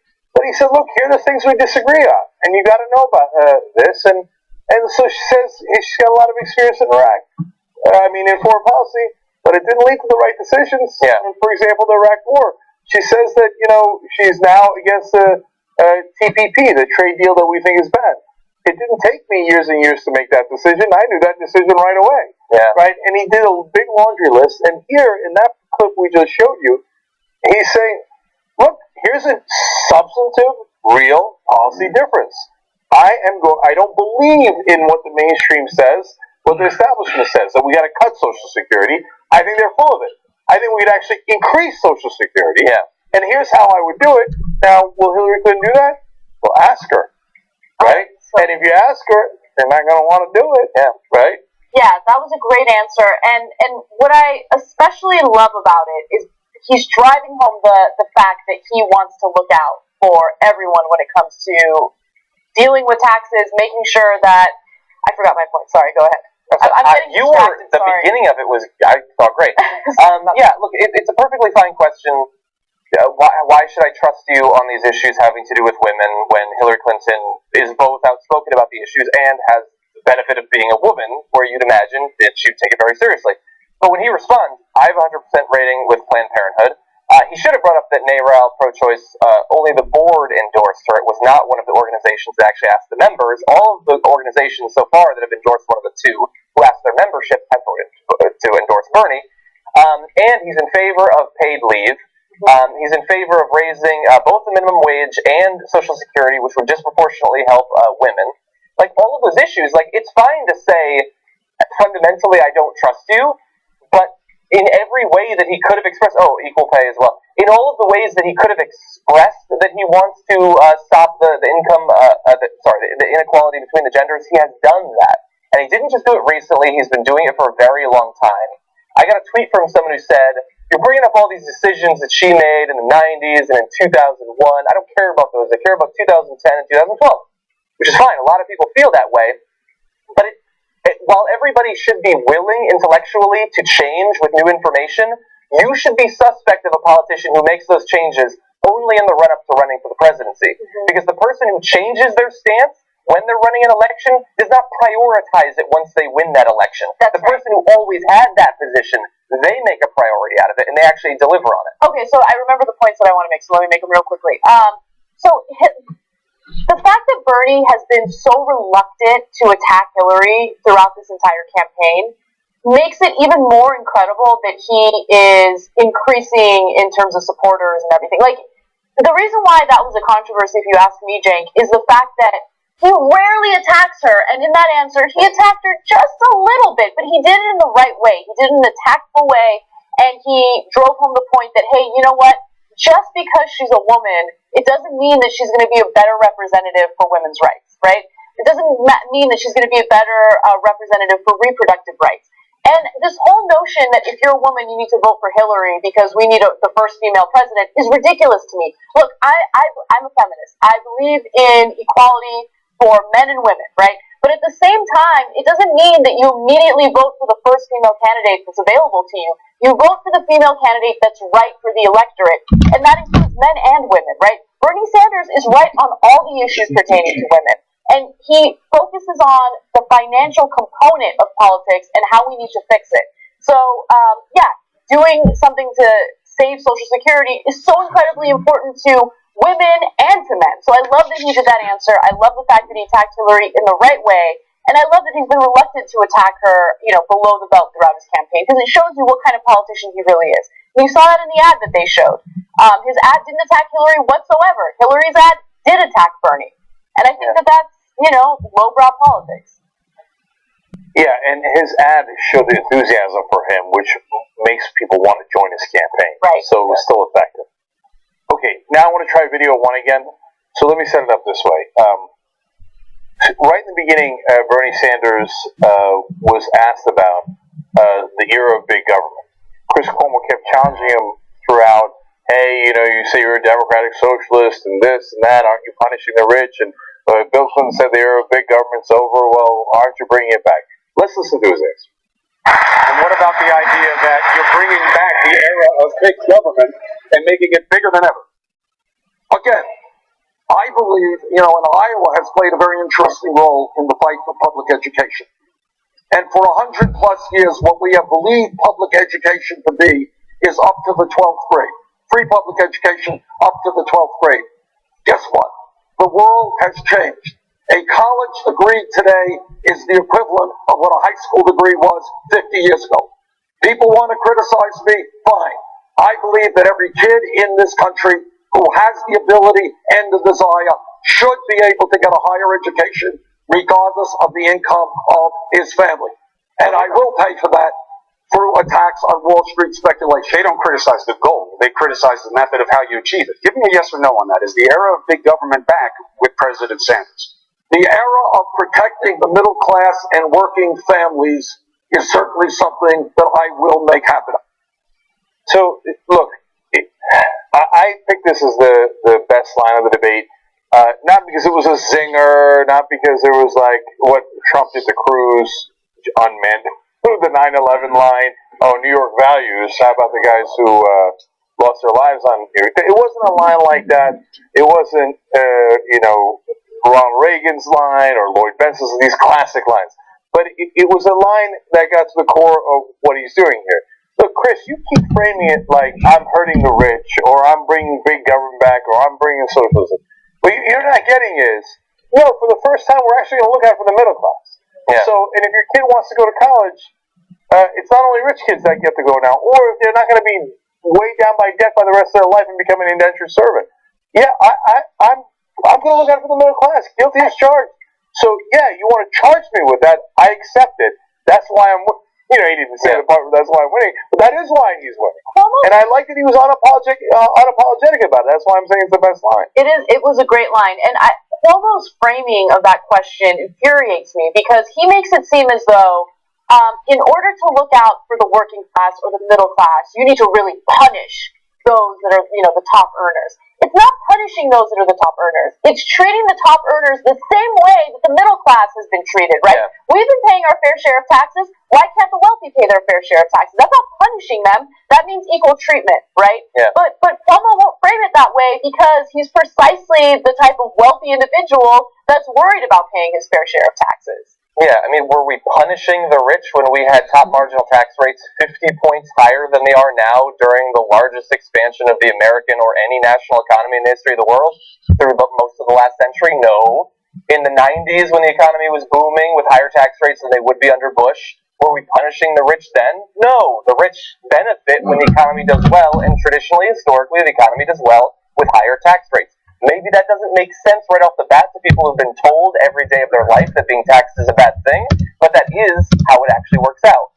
And that was the worst. Like, we want people to ask follow-up questions, and we don't like it when politicians are asked simple questions and don't answer it. Right. But thank God he didn't just answer that with a one-word response. Yes or no, is big government bad? As if he has no idea that big government isn't a thing.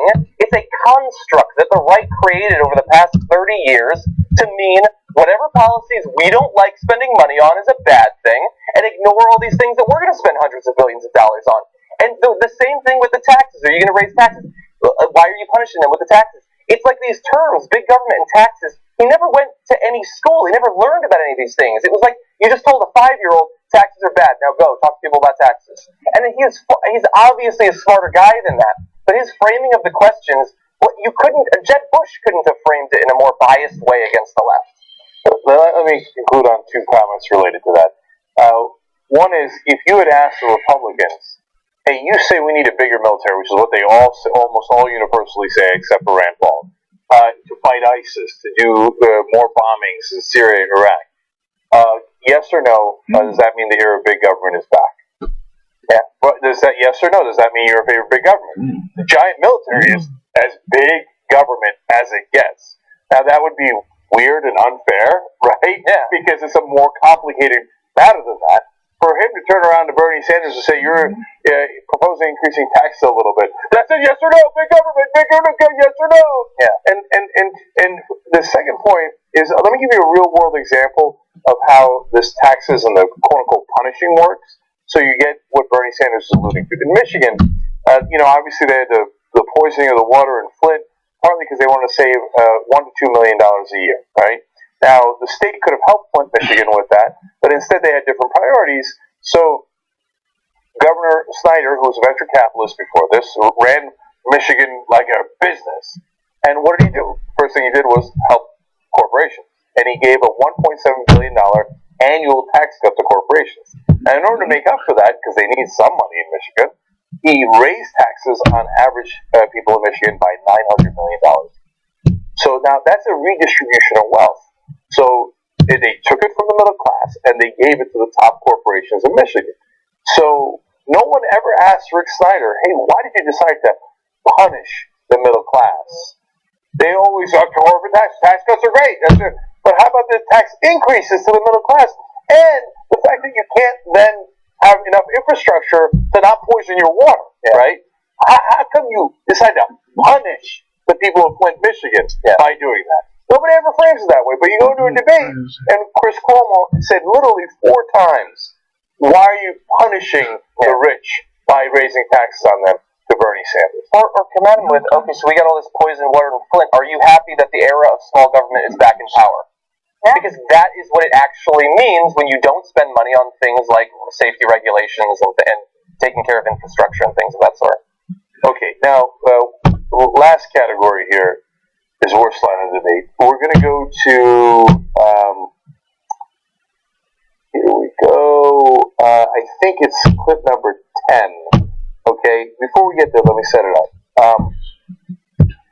Now, if you watch the live coverage that we did here on the Young Turks of the Democratic Town Hall in Iowa, you got a sense that we weren't overly happy with Chris Cuomo. In the beginning, he asked a ton of questions from really a right-wing framing to Bernie Sanders, challenged them over and over on almost every single question, and we said in mid-debate, okay, all right, those are very tough, but if he keeps it up with Martin O'Malley and Hillary Clinton, at least it'll be uniform, it'll be standard, so let's see. He didn't really bother asking too many tough questions to Martin O'Malley. We thought, well, maybe he just doesn't care that much because O'Malley's not that interesting in terms of being in this horse race. He's only polling at 5% in Iowa, etc. His 2 main tough questions to O'Malley were, why are you still there? Okay, I know. It's a standard establishment question. It's not substantive. To Hillary Clinton, his first 2 questions were, President Obama seems like he's endorsing you. Why? Boy, how come he likes you so much? I mean, you couldn't ask for a bigger softball question. Yeah. And then his third question to him is, hey, how come you're still in a race with this frickin' socialist, Bernie Sanders? You're back to beating up Bernie Sanders.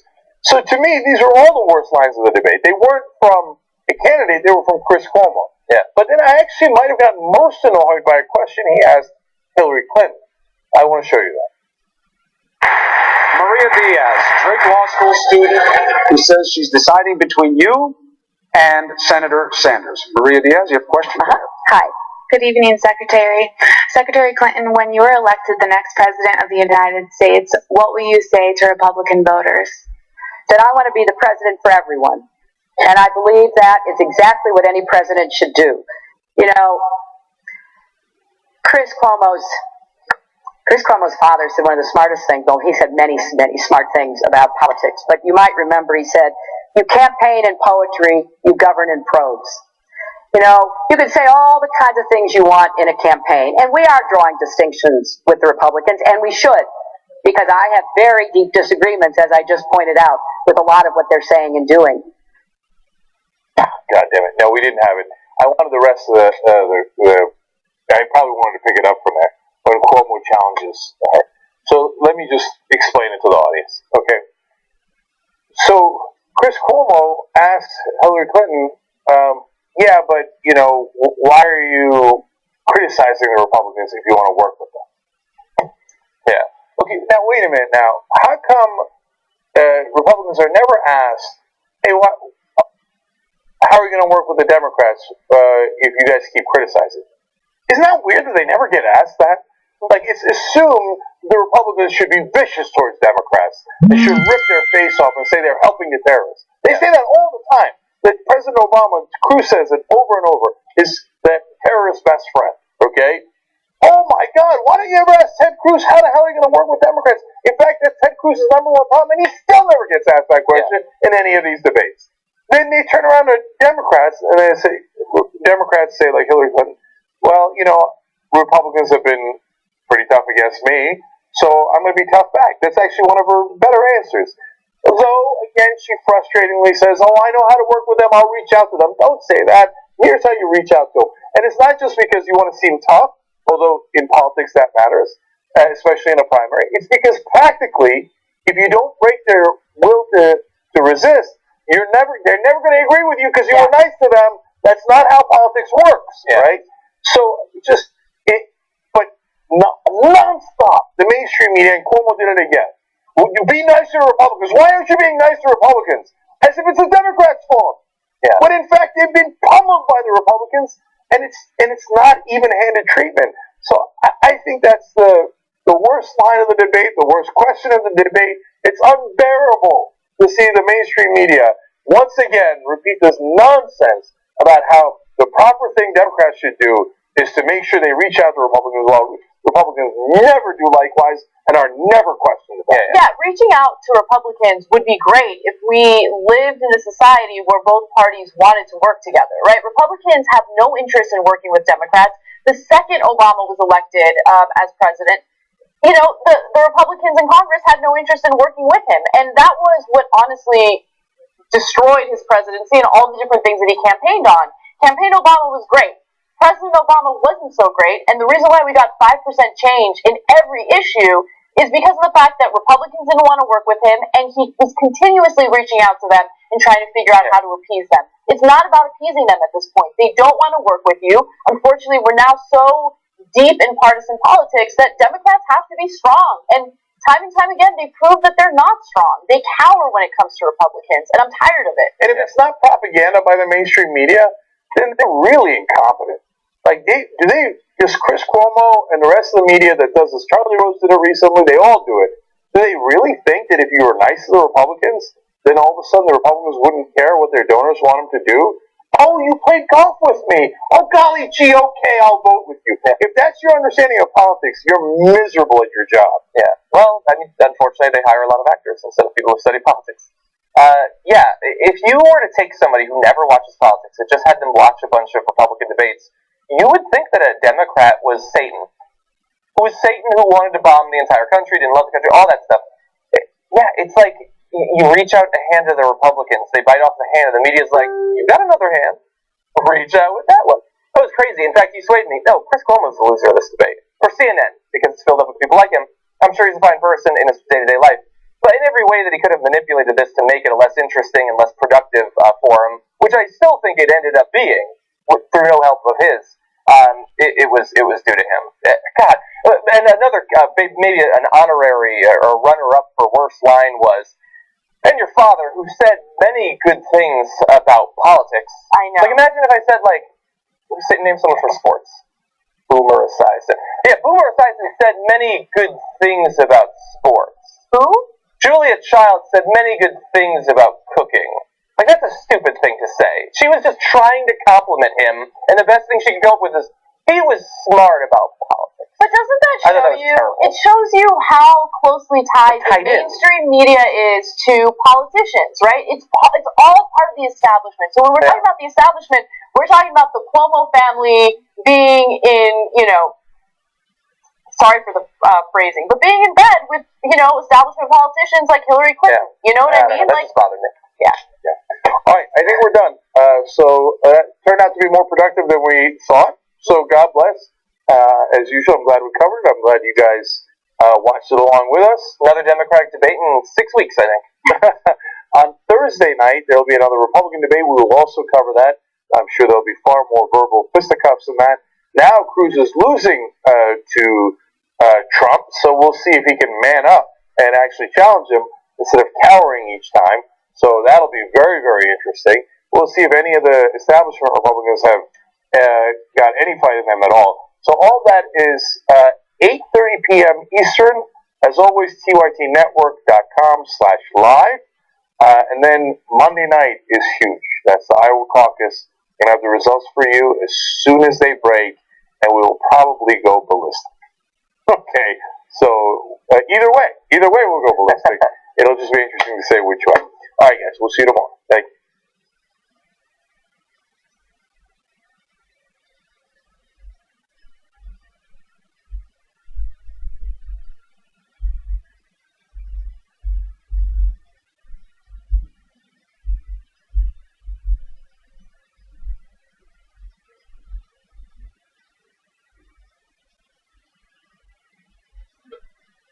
Mm-hmm.